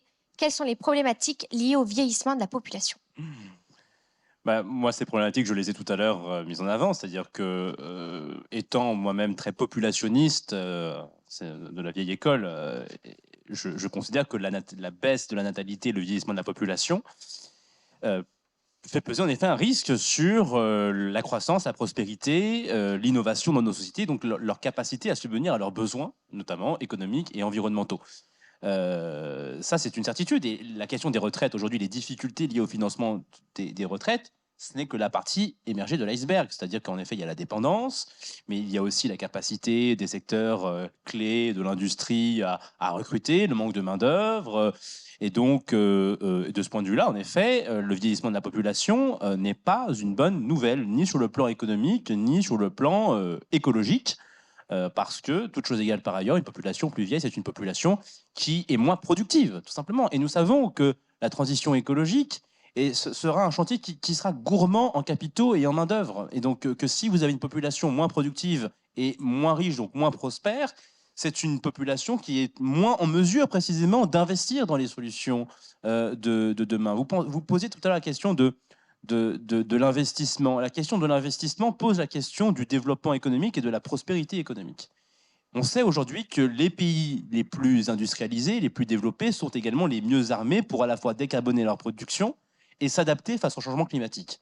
C'est-à-dire que quand vous vous appelez Israël et que vous avez les moyens de dessaler l'eau de mer, vous êtes beaucoup moins vulnérable à la sécheresse que lorsque vous vous appelez Madagascar. Quand vous vous appelez les Pays-Bas et que vous avez les moyens de bâtir votre civilisation sous le niveau de la mer avec des dispositifs de protection côtière sophistiqués, vous êtes moins vulnérable à la montée des eaux et aux inondations que lorsque vous appelez le Bangladesh. Donc la croissance économique, elle est fondamentale pour financer l'adaptation, pour financer la décarbonation. Et de ce point de vue-là, le vieillissement, en effet, va poser un problème, puisqu'une grande partie en fait, de l'affaissement de la croissance économique des pays occidentaux depuis une vingtaine d'années est liée au vieillissement. Puisque vous avez une population qui vieillit, vous avez des taux de croissance qui s'affaissent parce que, historiquement, la croissance économique, la croissance démographique, pardon, est une composante de la croissance économique. Si vous avez un PIB par habitant, je ne sais pas moi, de 50 000 euros, moins vous avez d'habitants, moins vous êtes riche. Il faut se souvenir de la phrase de Jean Bodin au XVIe siècle déjà. Il ne faut jamais s'effrayer qu'il y ait trop de citoyens parce qu'il n'y a de richesse que d'hommes. Et donc aujourd'hui, de ce point de vue-là, la baisse de la natalité n'est pas une bonne nouvelle parce qu'elle va, requérir beaucoup plus d'efforts de la part des actifs. Les actifs vont devoir épargner beaucoup plus pour financer les investissements de demain, car ils ne pourront plus compter sur en tout cas beaucoup moins compter sur la solidarité dite intergénérationnelle, au risque d'écraser les actifs de charges financières toujours de plus en plus importantes. Et la question des retraites l'illustre une fois de plus. Merci. Monsieur le sénateur, je vais rebondir parce que c'est important. La question des retraites, c'est la partie émergée de l'iceberg. Il faut bien que vous sachiez, et ça tout le monde est d'accord, on fait pas de...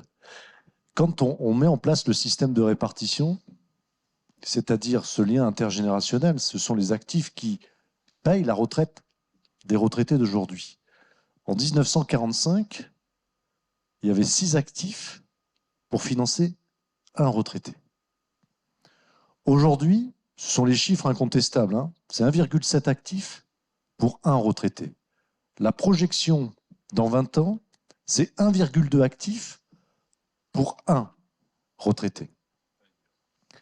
Ça va être très dur, parce que notre système de répartition est fait que c'est les cotisations d'aujourd'hui qui payent les retraites d'aujourd'hui. Et quand vous allez arriver au papy boom, et donc ce vieillissement de la population qui donne déjà ses effets dans 10 ou 15 ans, où le nombre de départs en retraite va être multiplié par 4, ça va coincer. Et ce que je suis en train de vous dire, c'est que il ne faut pas croire, la réforme d'aujourd'hui, même si c'est conjoncturel, on va y revenir dans 5 ans.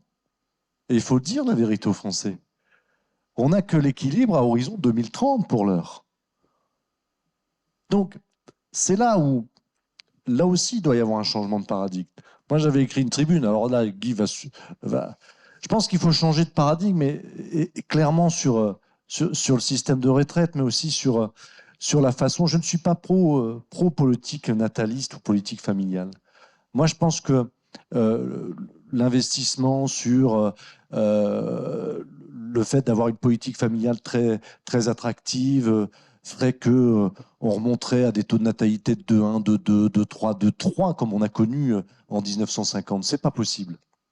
Parce que je pense qu'on est dans une société, et c'est normal, beaucoup moins holiste et un peu plus individualiste aujourd'hui. Et donc, si on part de ce principe-là, il n'y a qu'un seul système qui peut sauver la notion de vieillissement et donc de retraite, c'est d'accoupler un système de répartition à un système de capitalisation. C'est un peu ce que vous disiez.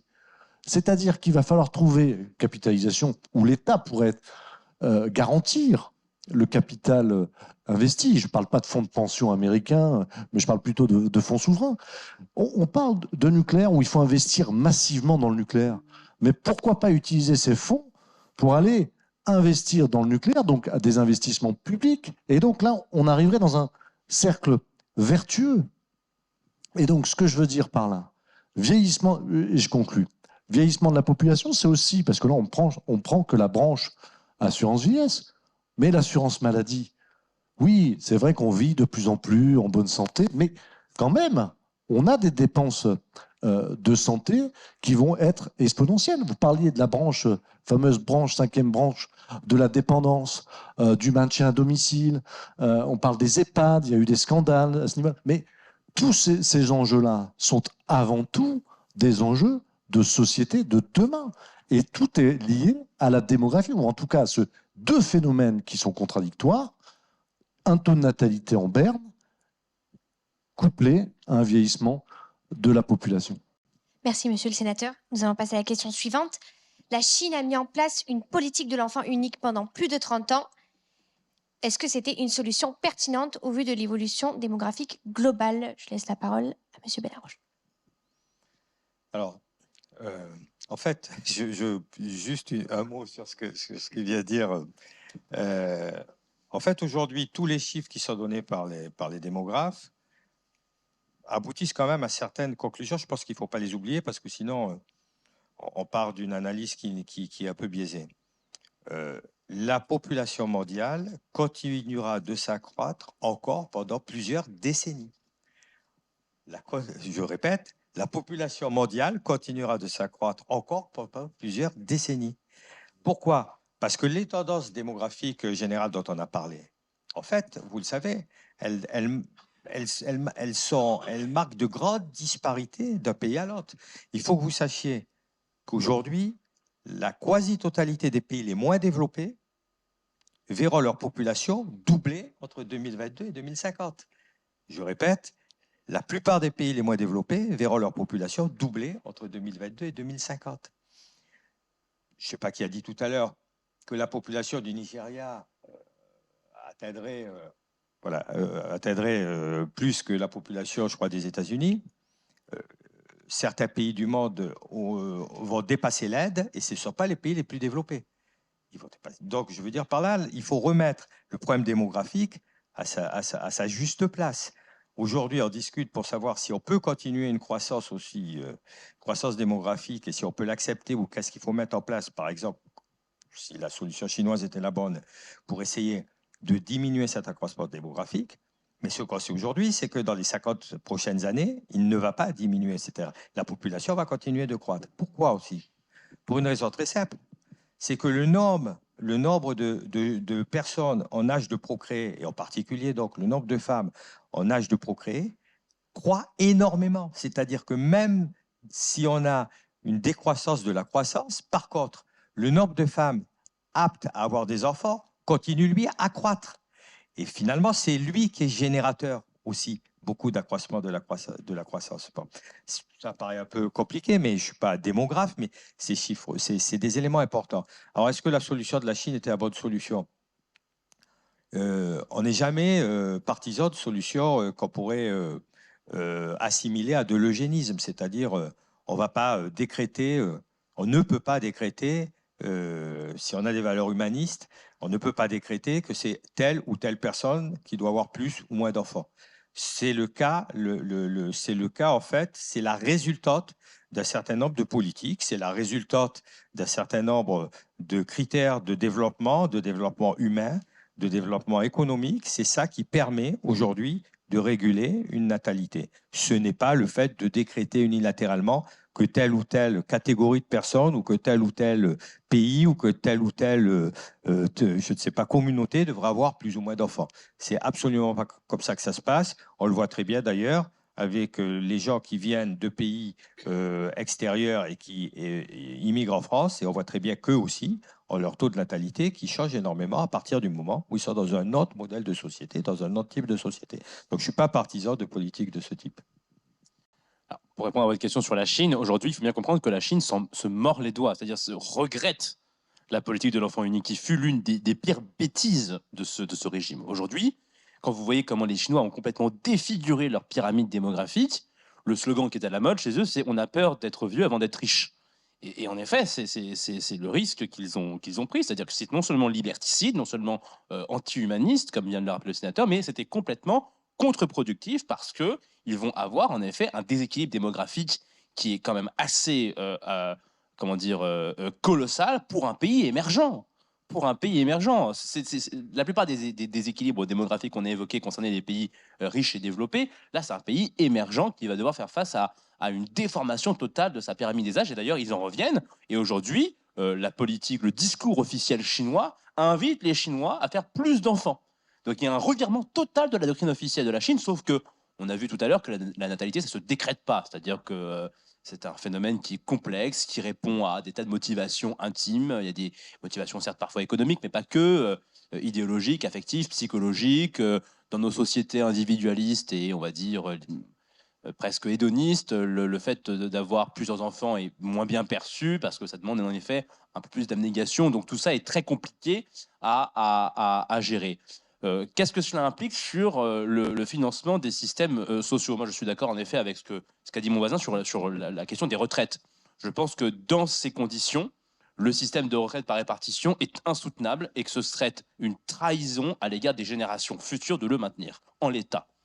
Et il faut juste, je crois, démystifier une idée, l'idée que le régime de retraite par répartition relèverait de la solidarité intergénérationnelle. Moi, je n'en suis même pas convaincu, si vous voulez. Parce que dans mon monde à moi, la solidarité intergénérationnelle consiste pour les parents à être suffisamment prévoyants pour assurer à leurs descendants une meilleure existence que celle qu'ils ont vécue. C'est-à-dire, le progrès humain commande à chaque génération de laisser le moins de passifs possible et le plus d'actifs possible à la génération suivante. C'est comme ça que l'humanité progresse. On essaye de donner le plus de patrimoine possible à la génération suivante à chaque époque. Le système de retraite par répartition fait exactement l'inverse. C'est-à-dire qu'on ampute l'épargne des jeunes actifs, on ampute la capacité des jeunes actifs à épargner à hauteur de 25-27% en moyenne. Donc on ampute la mobilité sociale des jeunes actifs pour financer des pensions qui auraient été plus généreuses si elles avaient été financées par la prévoyance collective, l'épargne et la capitalisation collective. C'est-à-dire que quand vous regardez le rendement du capital ces dernières décennies, et c'est pas moi qui le dis, c'est quelqu'un comme Thomas Piketty, qui est un économiste qui a acquis la célébrité mondiale en nous expliquant que le rendement du capital en Occident était outrancier, voire supérieur à la croissance économique. Si la gauche était cohérente avec elle-même, elle serait la première dans la rue à militer dans la rue avec de grandes banderoles rouges ornées de la faucille et du marteau en réclamant la capitalisation pour tous. Parce qu'on ne peut pas à la fois envier, jalouser les actionnaires et dire que les actionnaires se gavent, et en même temps empêcher les travailleurs de devenir eux-mêmes actionnaires, soit directement, soit à travers des fonds de pension. Donc de ce point de vue-là, l'introduction de la capitalisation permettrait de dégager une épargne supplémentaire, de l'investir dans l'économie réelle, tout en allégeant le fardeau des jeunes actifs et en leur assurant aussi un meilleur patrimoine, puisque la capitalisation, ce n'est ni plus ni moins que l'autre nom du progrès industriel, la faculté de transformer l'épargne en actif pour élever la société et lui conférer un meilleur niveau de vie. Je vais juste compléter le propos, parce que c'est un sujet qui me tient à cœur. Le premier système de retraite en France, c'est 1909-1910. C'est un système par capitalisation. Alors, ça surprend tout le monde, mais c'est vrai. Et ce système de capitalisation, il était orienté à la base pour les ouvriers et les paysans qui avaient des revenus inférieurs à 3 000 francs annuels de l'époque. Donc ça protégeait les plus pauvres. Et il a fallu attendre 1936 avec le Front populaire. Et en fait, le seul risque du système de capitalisation, c'est l'instabilité monétaire. Mais aujourd'hui, avec l'euro, on n'est pas dans ce sujet-là. Et effectivement, les taux de rendement que vous indiquiez sont exacts. On a des taux de rendement de 7 à 8%. Il faut savoir qu'en France, et c'est là l'hypocrisie, il y a déjà 8 millions de Français qui ont un système de capitalisation. Et ça profite d'abord et avant tout à ceux qui ont des revenus suffisants. Et c'est là où la gauche devrait dire, mais c'est injuste. Parce qu'il y a une forme d'injustice en France. Il y a 3,5 millions de personnes dans le public qui ont un système de capitalisation et 4,5 millions dans le privé. Donc, juste sur ce point-là, parce qu'on y reviendra, mes chers amis. Dans 4-5 ans, on reviendra, ça aura peut-être l'objet de discussion dans le projet présidentiel, et ça a à voir avec la démographie. On reviendra devant les Français en disant, tout compte fait, le système de répartition, les mesures qu'on a prises il y a 5 ans ne sont plus valables. Vous savez, on a eu la réforme des retraites en 2003, on en a une en 2010, on en a une en 2014. Bon, Emmanuel Macron n'a pas pu faire la réforme des retraites entre 2017 et 2022 pour des raisons sans doute de crise sanitaire qui lui a pris une bonne partie du mandat. Mais tout compte fait, on a une réforme des retraites par mandat, par quinquennat. Donc, jusqu'où on ira? Parce qu'on sent la colère aussi monter au niveau de la population. Merci. Nous allons passer au dernier thème, si vous le permettez. Ouais, juste donner ma réponse là-dessus, parce que, bon, je vais bien défiler dans la rue avec la faucille et le marteau, même si je ne l'ai jamais fait, mais enfin, bon, apparemment, il y a des images comme ça qui restent. Oui, il y a des images qui restent, là, de confusion. Il y a une confusion qui s'embreignait entre Karl Marx, le capital et le travail, la valeur capitale. Bon, je sais bien qu'on a un président qui a dit que la richesse des uns ruisselait sur tous les autres. Bon, moi, j'y crois pas une seule seconde, mais enfin, c'est comme ça. On a même eu ce matin au Sénat un ministre de la Dépense publique, Attal, qui nous a expliqué qu'en fait, il fallait pas augmenter les impôts pour les riches, parce que vous le savez, vous ça, messieurs les sénateurs, et vous devriez le savoir, vous aussi. À partir du moment où on augmente les impôts pour le capital ou pour les gens les plus riches, forcément, ça va retomber, on va avoir une augmentation des impôts pour les gens les plus pauvres. C'est forcé, ça ne peut pas se produire autrement, c'est le ruissellement de l'impôt. Moi, je dis que la retraite, c'est un impôt sur le travail, en fait, qui est fait. Et que cet impôt qui est introduit par les 2 ans en plus, c'est un impôt qui est tout à fait inégalitaire. Pourquoi il est inégalitaire? Parce qu'on a choisi un certain nombre de façons de pouvoir assurer des recettes qui sont des façons qui pénalisent toujours les gens qui sont les plus défavorisés, les plus précaires. C'est les gens qui touchent le moins de retraite et qui sont les plus pauvres qui vont être les plus pénalisés. C'est les femmes qui vont être le plus pénalisées. Je vais vous dire un chiffre, il vaut ce qu'il vaut. Il est aussi caricatural que les chiffres que j'ai entendus donnés par certains d'entre vous, par vous deux en l'occurrence. Si aujourd'hui les salaires des femmes étaient égaux aux salaires des hommes, il n'y aurait pas de problème de financement des retraites. Si aujourd'hui la main-d'œuvre qui nous manque, puisque vous dites qu'il nous manque la main-d'œuvre, était pourvue par le fait qu'on acceptait en France le nombre de travailleurs immigrés nécessaires pour assurer ces postes, il y aurait pas, et qu'on les faisait cotiser, et qu'ils pouvaient avoir un travail, et qu'ils pouvaient rester en France d'une manière légale et régulière, de telle façon à ce qu'ils ne soient pas extraits des codes de l'État, y compris sur les retraites, on n'aurait pas de problème de retraite.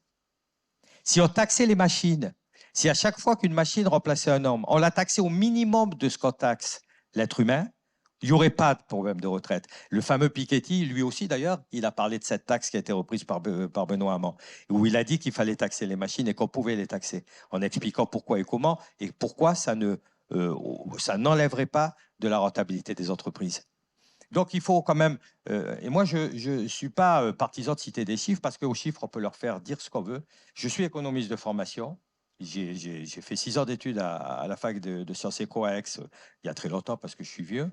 Je sais très bien que tous les systèmes économétriques et tous les systèmes économiques sont bâtis sur un nombre d'hypothèses tellement important qu'il suffit d'en changer une pour changer le résultat, y compris dans cette loi sur les retraites. On est parti d'un postulat qui était celui qui a été contredit par un grand nombre d'économistes. Donc, ne faisons pas dire aux chiffres un certain nombre de choses pour en tirer un argument idéologique ou politique. Voilà. Et donc, après, je ne sais pas quelle était la question. Merci. Donc, dernier thème sur les flux migratoires. Les périodes de canicule se multiplient partout dans le monde, les forêts brûlent, les inondations sont de plus en plus fréquentes. Quels sont les grands mouvements de population à anticiper dans les décennies à venir et comment accueillir ces réfugiés climatiques? Je donne la parole à M. Aziri. Merci.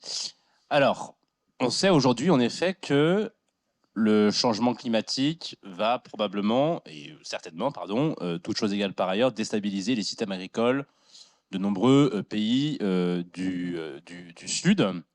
Ça, c'est une certitude. Et en fait, le paradoxe, l'iniquité, si vous voulez, du phénomène climatique, c'est que ce sont les pays qui ont le moins contribué au changement climatique qui vont en subir le plus le prix. Simplement, je voudrais être aussi un petit peu optimiste en disant que rien n'est écrit et que les choses vont en grande partie dépendre de la trajectoire de développement économique et technologique de ces pays-là. C'est-à-dire qu'on sait que la résilience des sociétés humaines face aux aléas naturels augmente à mesure que ces sociétés s'enrichissent. Si vous prenez le début du XXe siècle, la courbe des victimes des catastrophes naturelles, elle ne cesse de chuter. C'est-à-dire que depuis le début du XXe siècle, la population humaine a été multipliée par 4, et pourtant le nombre de victimes de catastrophes naturelles ne cesse de diminuer à l'échelle mondiale. Pas parce qu'il y a moins d'aléas naturels, mais précisément parce que l'humanité est plus riche, et parce qu'elle est plus riche, elle est davantage en mesure de résister aux aléas naturels. Quand vous vous appelez le Japon et que vous avez les moyens de vous doter de normes parasismiques, vous êtes moins vulnérable au séisme que quand vous vous appelez Haïti. J'ai pris tout à l'heure l'exemple d'Israël versus le Bangladesh pour ce qui est de la sécheresse. J'ai pris l'exemple des Pays-Bas versus Madagascar pour ce qui est des inondations. Donc, le développement économique et technologique est un facteur de résilience naturelle et climatique. Et donc, si les pays du Nord veulent aider les pays du Sud à avoir des systèmes politiques stables qui résistent au changement climatique, nous devrons impérativement multiplier nos investissements au service d'un développement économique robuste dans les pays du Sud. Mais moi, quand je dis ça, attention, je ne parle pas nécessairement de charité. Il faut arrêter d'envisager toujours les rapports Nord-Sud à travers le prisme de la charité, parce que c'est profondément humiliant pour des pays avec qui on dit finalement qu'ils sont incapables de se développer si on ne les tient pas par la main comme des enfants immatures.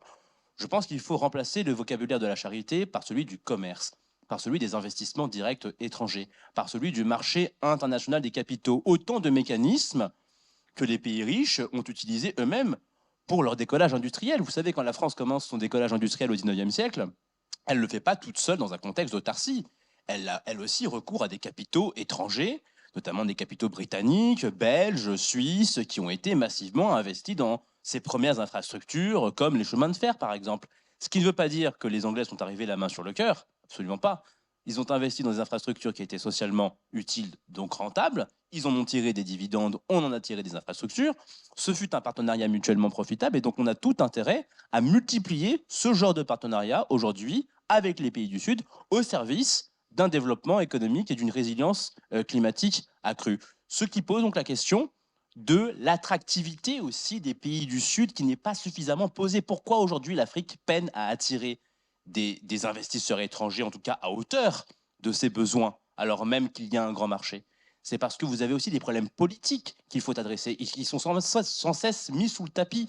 Quand vous avez des régimes corrompus qui offrent aucune sécurité juridique aux investisseurs, qui va risquer son épargne à l'investir dans un pays où vous êtes obligé de verser le moindre pot de vin pour bouger le petit doigt, où vous êtes sans cesse menacé d'expropriation, où vous n'avez aucune garantie quant à l'indépendance du système judiciaire?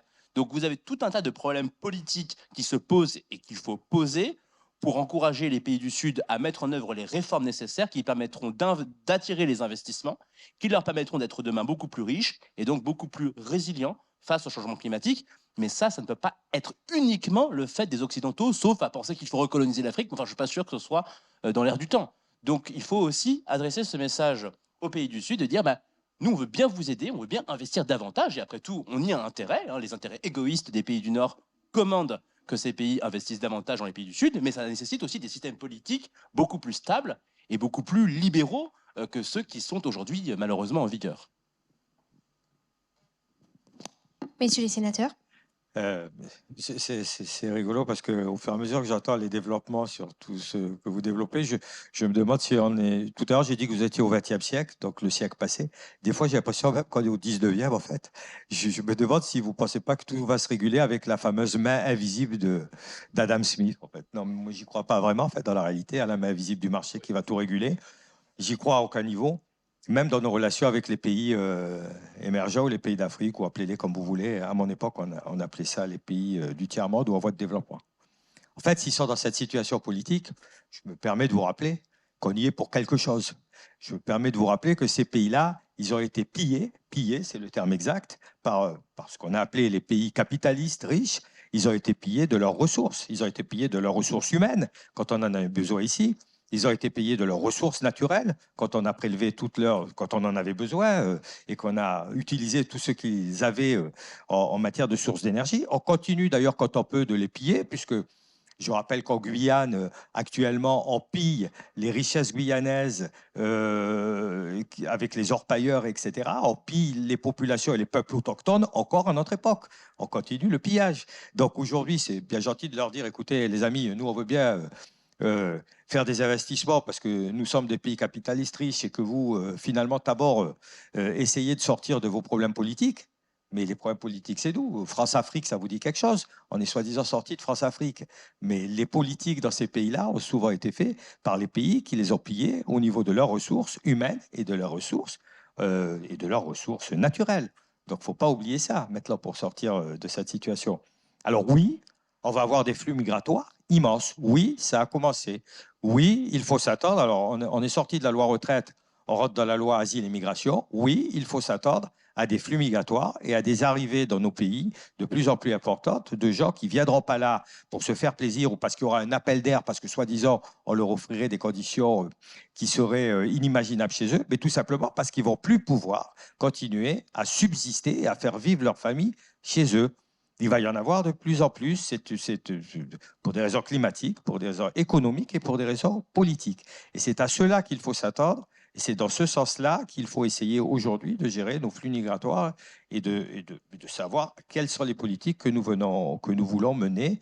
Mais c'est une chimère totale que de penser aujourd'hui qu'on va arriver à réduire les flux migratoires encore plus au niveau d'un pays seul qui serait la France. On pourrait encore essayer au niveau européen et on n'y est pas encore arrivé. Mais surtout pas au niveau de la France toute seule. Merci, monsieur le sénateur. Dernière question orientée sur la santé et l'urbanisation. Comment traite-t-on aujourd'hui les problématiques de demain, sanitaires ou autres? Quelle est la place de l'anticipation à l'aune de la crise du Covid-19 dans la réflexion publique, messieurs les sénateurs? Je peux juste répondre sur l'immigration, si je n'ai pas la parole là-dessus. Non, moi, de manière concise. Pardon? De manière concise. Bon. Je pense que le seul moyen de s'en sortir, c'est véritablement d'avoir une stratégie de co-développement, on l'appelle comme on veut. Je suis vraiment en phase avec ce qui a été dit. Il faut impérativement que ces pays qui sont pour l'heure en sous-développement, si j'ose dire, puissent monter leur niveau de vie, avoir un progrès technologique, progrès social, un nouveau projet de société. Et c'est vrai que l'une des clés, c'est la stabilité politique de certains des pays. Parce que pour investir, il faut être sûr que l'investissement serve à l'ensemble de la population in situ et pas la moitié de l'investissement qui part en biens de luxe ou bon bref. Donc c'est hyper important. Pourquoi je dis ça? Parce que il faut être très cohérent. Si on ne fait rien, là je peux te rejoindre. C'est des vagues migratoires à l'échelle de l'Europe où on n'a encore rien vu. Mais il faut être aussi cohérent. Vous citez la politique d'immigration du Danemark, pays qui est un peu le bassin de la social-démocratie. C'est très important ce que je vous dis. En 2001, la droite danoise a une politique en matière migratoire de ce que j'appellerais de fermeture. Et quand je dis fermeture, c'est qu'il y a un principe également, c'est l'ouverture. Alors, je vous cite ça parce que je suis un peu long, mais c'est important. 2001, 2014, la social-démocratie, comme c'est une politique qui fonctionne plutôt pas mal, est aux portes d'être reléguée à une puissance, un parti politique de second rang derrière l'extrême droite. Et la social-démocratie fait ce virage-là en disant mais tout compte fait, je me range à cette politique de fermeture. Il y a plusieurs conditions derrière la mise en œuvre de cette politique. C'est l'acceptabilité derrière et les conditions d'ouverture. Et il y a deux conditions essentielles en termes d'intégration. L'intégration, on voit bien ici en France mais comme ailleurs, ça part aussi du travail. Et avant tout, c'est l'instrument essentiel. Donc il y a des profils, les Danois ont fait des profils par métier, main-d'œuvre plus ou moins qualifiée, et derrière il y a une sélection des candidats. Après il y a des tests, notamment d'intégration par rapport à la langue, des tests qui ont été obligatoires, qui conditionnaient leur intégration au niveau du Danemark. Et je vais vous dire, c'était moins 84% entre 2014 et 2019 de demande de droit d'asile. Je me dis 2019 parce que 2020-2021, il y a la crise du Covid. Donc, on peut avoir une politique migratoire à l'échelle d'un pays tout en respectant les conventions européennes des droits de l'homme ou la Cour de justice de l'Union européenne. Maintenant, le sujet des flux ne peut se régler qu'à la source et uniquement à la source, eu égard au volume attendu, le cas échéant, si on n'a pas une politique d'anticipation et de co-développement avec les pays sources. Juste un point, sur ce sujet, puisque tu m'as répondu, il y avait l'autre question, mais je vais te repasser le micro, mais c'est pas compliqué pour un pays de considérer qu'effectivement, si le résultat c'est d'avoir moins de demandes d'asile, effectivement, il peut y avoir moins de demandes d'asile. Les demandeurs d'asile qui ne sont pas allés au Danemark, ils sont allés ailleurs. Hein. Donc en fait, on n'a rien résolu au flux migratoire, excuse-moi. Vous voulez que je répète la dernière question? Je répète. Comment traite-t-on aujourd'hui les problématiques de demain, sanitaires et autres? Quelle est la place de l'anticipation à l'aune de la crise du Covid-19 dans la réflexion publique? Je donne la parole à Monsieur Aziari.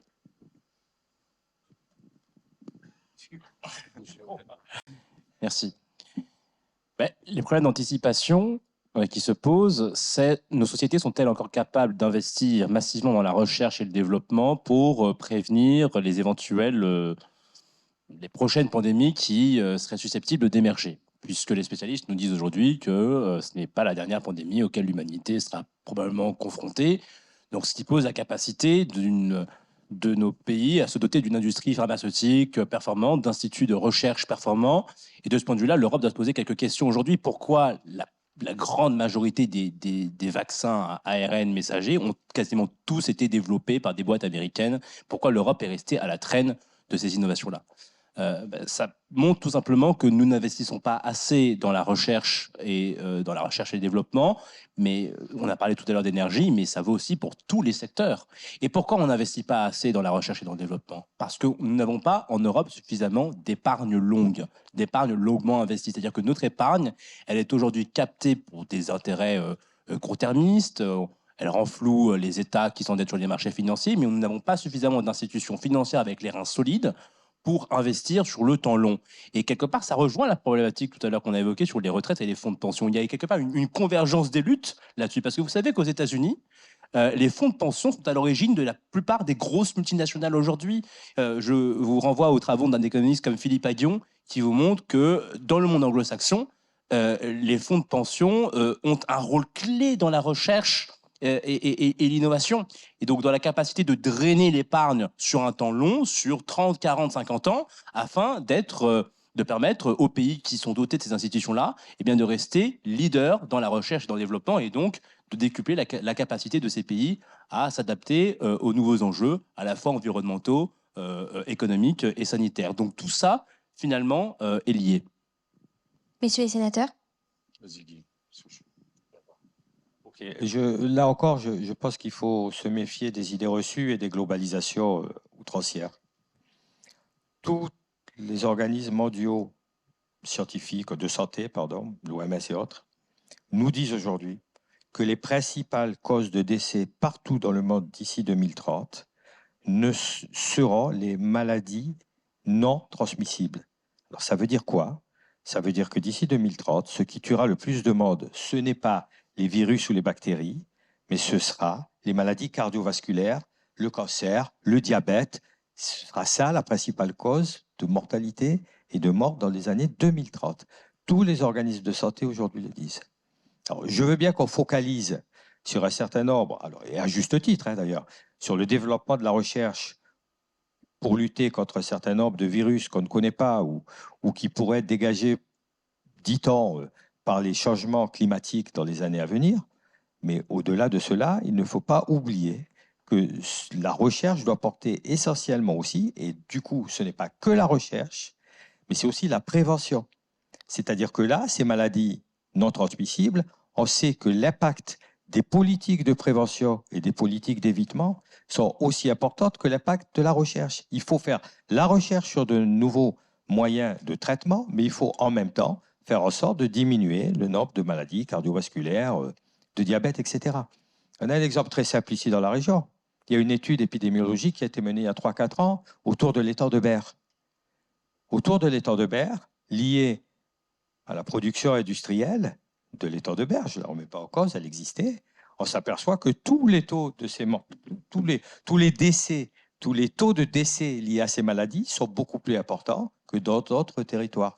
Parce que, bien entendu, se cumulent les pollutions atmosphériques que nous vivons tous les jours, tous, y compris celles des véhicules, les microparticules, etc., mais qui sont augmentées par ces pollutions-là. Alors, pourquoi c'est important de le savoir? Parce que des politiques de prévention ont été mises en place à partir de ce moment-là, y compris par les industriels de l'étang de berre.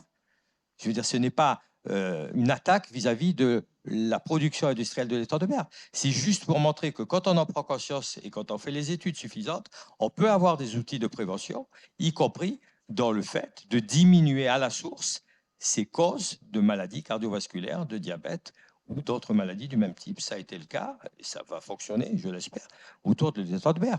Quand on dit on change de mobilité et on ne va pas remplacer tous les véhicules à moteur thermique par des véhicules électriques, parce que ça, je partage cet avis-là, mais qu'on va les remplacer par d'autres mobilités, mobilité douce, mobilité collective, etc. En même temps qu'on fait ça, on réduit également les taux de mortalité liés à ces maladies qui sont celles qui tueront le plus dans 30 ans. Je laisse le mot de la fin à Monsieur le Rudulier. Je vais faire un petit clin d'œil à Guy, mais je ne suis pas persuadé qu'à Paris en vélo, on risque moins sa vie qu'en voiture. Mais bon, ça c'est autre chose parce que je pense que le code de la route et les vélos, ça fait deux. Mais non, simplement sur le sujet, je pense que la recherche et le développement est essentiel. Mais vous voyez, quand on prend un peu de recul par rapport à la crise sanitaire et à la Covid, on se rend compte quand même que les progrès technologiques, les progrès de notre société ont permis d'endiguer. Alors certains vont nous dire c'était beaucoup trop long, le vaccin, effectivement, c'était pas l'apogée.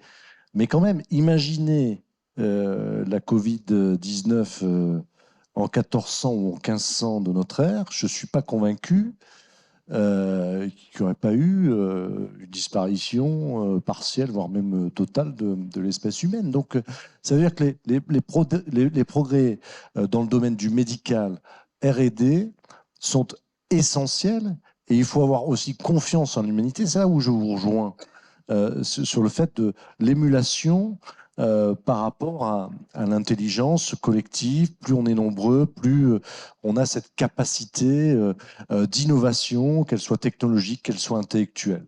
Ça, je pense que c'est essentiel à mettre en relief, et que ça nous a appris une chose, c'est que effectivement, l'Europe était un peu à la traîne par rapport aux États-Unis, notamment, sur ces innovations-là. Il y a eu ces problèmes de réindustrialisation, de manque de production à l'échelle européenne de tel ou tel médicament. Mais au-delà de ça, si on raisonne d'un point de vue planétaire, je pense qu'on s'en est pas mal tiré au vu de la violence et du choc initial du virus. On se rappelle tous du premier confinement, je suis désolé, mais rappelez-vous, annoncé le 14 mars pour le 17 mars, où tout était à l'arrêt, et on se disait, mon Dieu, mais qu'est-ce que c'est que ce truc-là, hein? Et il y avait même une appréhension, voire même une peur, une crainte de la plupart de la population. Donc, moi, j'ai, en synthèse, confiance véritablement à l'investissement dans la recherche et développement et dans le potentiel humain pour surmonter les prochaines crises sanitaires, les prochains virus. Il y a toujours eu des virus.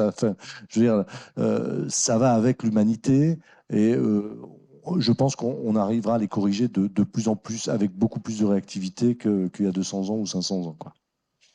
Merci beaucoup. Nous allons passer aux questions du public.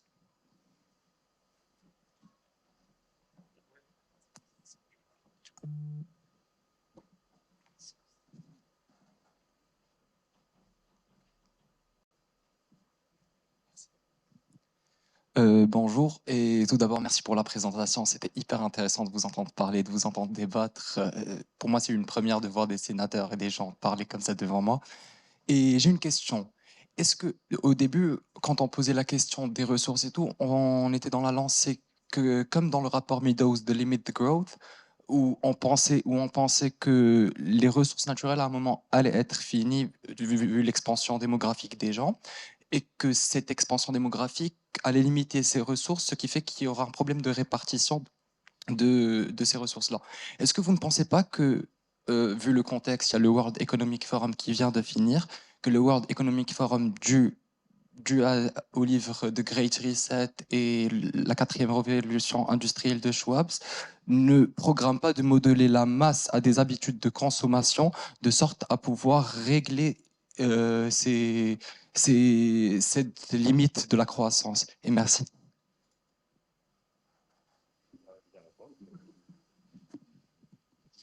Merci. Alors vous faites bien de citer le rapport Meadows, parce que, bon, dans le genre prédiction malthusienne avec beaucoup d'erreurs, ils sont quand même assez gratinés. Je veux dire, il faut se rappeler que dans les années 70, ce rapport, il prévoyait une pénurie de terres arables parce que, soi-disant, la croissance... Alors que non, ils n'ont pas pris en compte justement la capacité du progrès technique à économiser la surface de terre nécessaire à la production d'une même quantité de nourriture.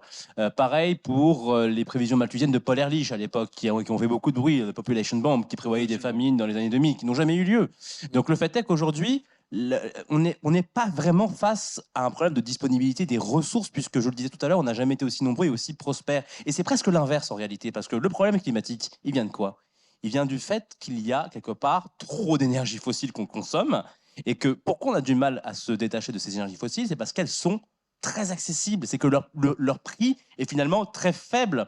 Et ce prix très faible est révélateur finalement d'une abondance d'énergie. Donc si j'étais cynique, je dirais presque que ça nous arrangerait quelque part qu'il y ait de moins en moins de pétrole, parce que le prix des énergies fossiles augmenterait et l'humanité serait davantage inciter à chercher des sources d'énergie décarbonées. Donc on n'est pas ici face à une crise de la rareté, on est face à ce qu'un économiste qui s'appelle François-Xavier Oliveau appelle une crise de l'abondance. Donc le problème n'est pas un problème de rareté, le problème est éventuellement un problème de stabilité politique dans des pays qui n'arrivent pas à amorcer leur décollage industriel, mais on n'est pas face à un problème de rareté, de pénurie des ressources aujourd'hui. Quand vous regardez le prix des matières premières et que vous les comparez au pouvoir d'achat des populations, vous remarquez que depuis 2 siècles, ces prix-là ne cessent de baisser et qu'ils ne pèsent rien du tout dans l'économie mondiale. C'est pas ça qui coûte le plus. Pareil pour le nucléaire, le prix du combustible, il ne coûte absolument rien dans la facture énergétique. C'est pas ça qui coûte le plus aujourd'hui. Ce sont les règles de sûreté, ce sont tout ce genre de choses-là. Mais pour moi, parler de risque de pénurie, c'est vraiment se tromper de problématique parce que ce n'est pas le risque auquel l'humanité est confrontée aujourd'hui. Malgré les pénuries d'eau, par exemple au Maroc, il y a des pénuries d'eau potable. En Côte d'Ivoire, j'ai mon coloc qui m'a dit qu'il produisait le cacao et que le cacao là-bas était plus cher qu'ici en France alors qu'il était exporté ici en France. Il y a des petites pénuries que occidentalement, localement, ici en Occident, on ne remarque pas de par la grandeur du marché européen et je ne parle pas des problèmes du marché européen, mais il y a une grandeur du marché et une grande facilité de choix. Mais quand on vient de ces pays-là et quand on traîne dans ces pays-là, on remarque qu'il y a parfois des problèmes de pénurie. Mais évidemment qu'il y a aujourd'hui des problèmes de pénurie dans les pays pauvres, mais ce n'est pas des problèmes physiques, c'est lié à des problèmes de productivité et d'industrialisation et de développement. Vous parlez de l'eau. L'eau sur Terre est abondante. C'est son accès qui fait défaut, faute d'infrastructures pour l'acheminer, la traiter et la recycler. Quand vous avez un pays comme Israël qui a un problème qui peut dessaler l'eau de mer, le problème de la pénurie d'eau ne se pose plus dans ce pays-là. Donc ce n'est pas un problème de ressources, c'est un problème d'infrastructure et d'industrie pour mieux exploiter les ressources de la planète. Et aujourd'hui, les pays pauvres ont un problème d'industrialisation, sont en effet confrontés à une pénurie d'industrie et de capitaux, mais ce n'est pas une pénurie qui est liée à des considérations physiques et naturelles, c'est une pénurie qui est entretenue par des contextes, des régimes politiques et institutionnels qui ne favorisent pas le développement économique, industriel et donc l'accumulation de capitaux qui permettrait de mieux exploiter en effet les ressources naturelles. Alors pourquoi le World Economic Forum parle de la fin de l'abondance et parle d'une restructuration de la consommation, comme par exemple consommer des insectes, consommer des trucs beaucoup plus alternatifs à la viande? Il veut... Mais je pense qu'il se trompe, je pense que ces préjugés-là, ça fait 2 siècles encore une fois qu'ils sont ressassés. Ça fait 2 siècles qu'on parle de pénurie de ressources. Hein. Oui. Ça fait 2 siècles qu'on en parle et ça fait 2 siècles que cet épouvantail est encore une fois invalidé par l'expérience. Et je pense qu'aujourd'hui, le problème des pays riches et pauvres, ce n'est pas un problème de ressources, c'est un problème de croissance de la productivité, c'est un problème d'accumulation de capitaux. C'est pareil pour l'énergie aujourd'hui. Typiquement, quand on dit qu'on n'arrive pas à produire aujourd'hui de l'électricité nucléaire suffisamment, est-ce que vous pensez que c'est par manque d'uranium? Non, c'est juste qu'on n'a pas les infrastructures nécessaires pour produire plus d'électricité. Donc c'est un problème d'infrastructure, mais ce n'est pas un problème de ressources naturelles en tant que telles. Je voudrais bien apporter un élément de réponse. Moi, je suis rassuré. En fait, dans la réalité, il n'y a pas de pénurie d'aucune ressource. Tout va bien à partir du moment où on fait confiance au capital et à l'énergie nucléaire. C'est un peu ce que vous nous dites. Bon, je ne partage absolument pas ce raisonnement. Des pénuries, il y en a. Des pénuries de ressources, il y en a. On sait très bien à quel point il y a des réactions d'un certain nombre de ressources depuis 40 ans. Pas depuis 2 siècles, hein, mais depuis 40 ans. On sait très bien aussi qu'il y a des pénuries à d'autres niveaux. On sait très bien à tel point aujourd'hui, la baisse mondiale et planétaire de la biodiversité va avoir des conséquences énormes à tous les niveaux, y compris alimentaires, y compris énergétiques. On maîtrise tous ces chiffres aujourd'hui. C'est pas des fantasmes de gens qui seraient tous des décroissants, excusez-moi de vous le dire. C'est la réalité de ce qui se passe et qui est annoncé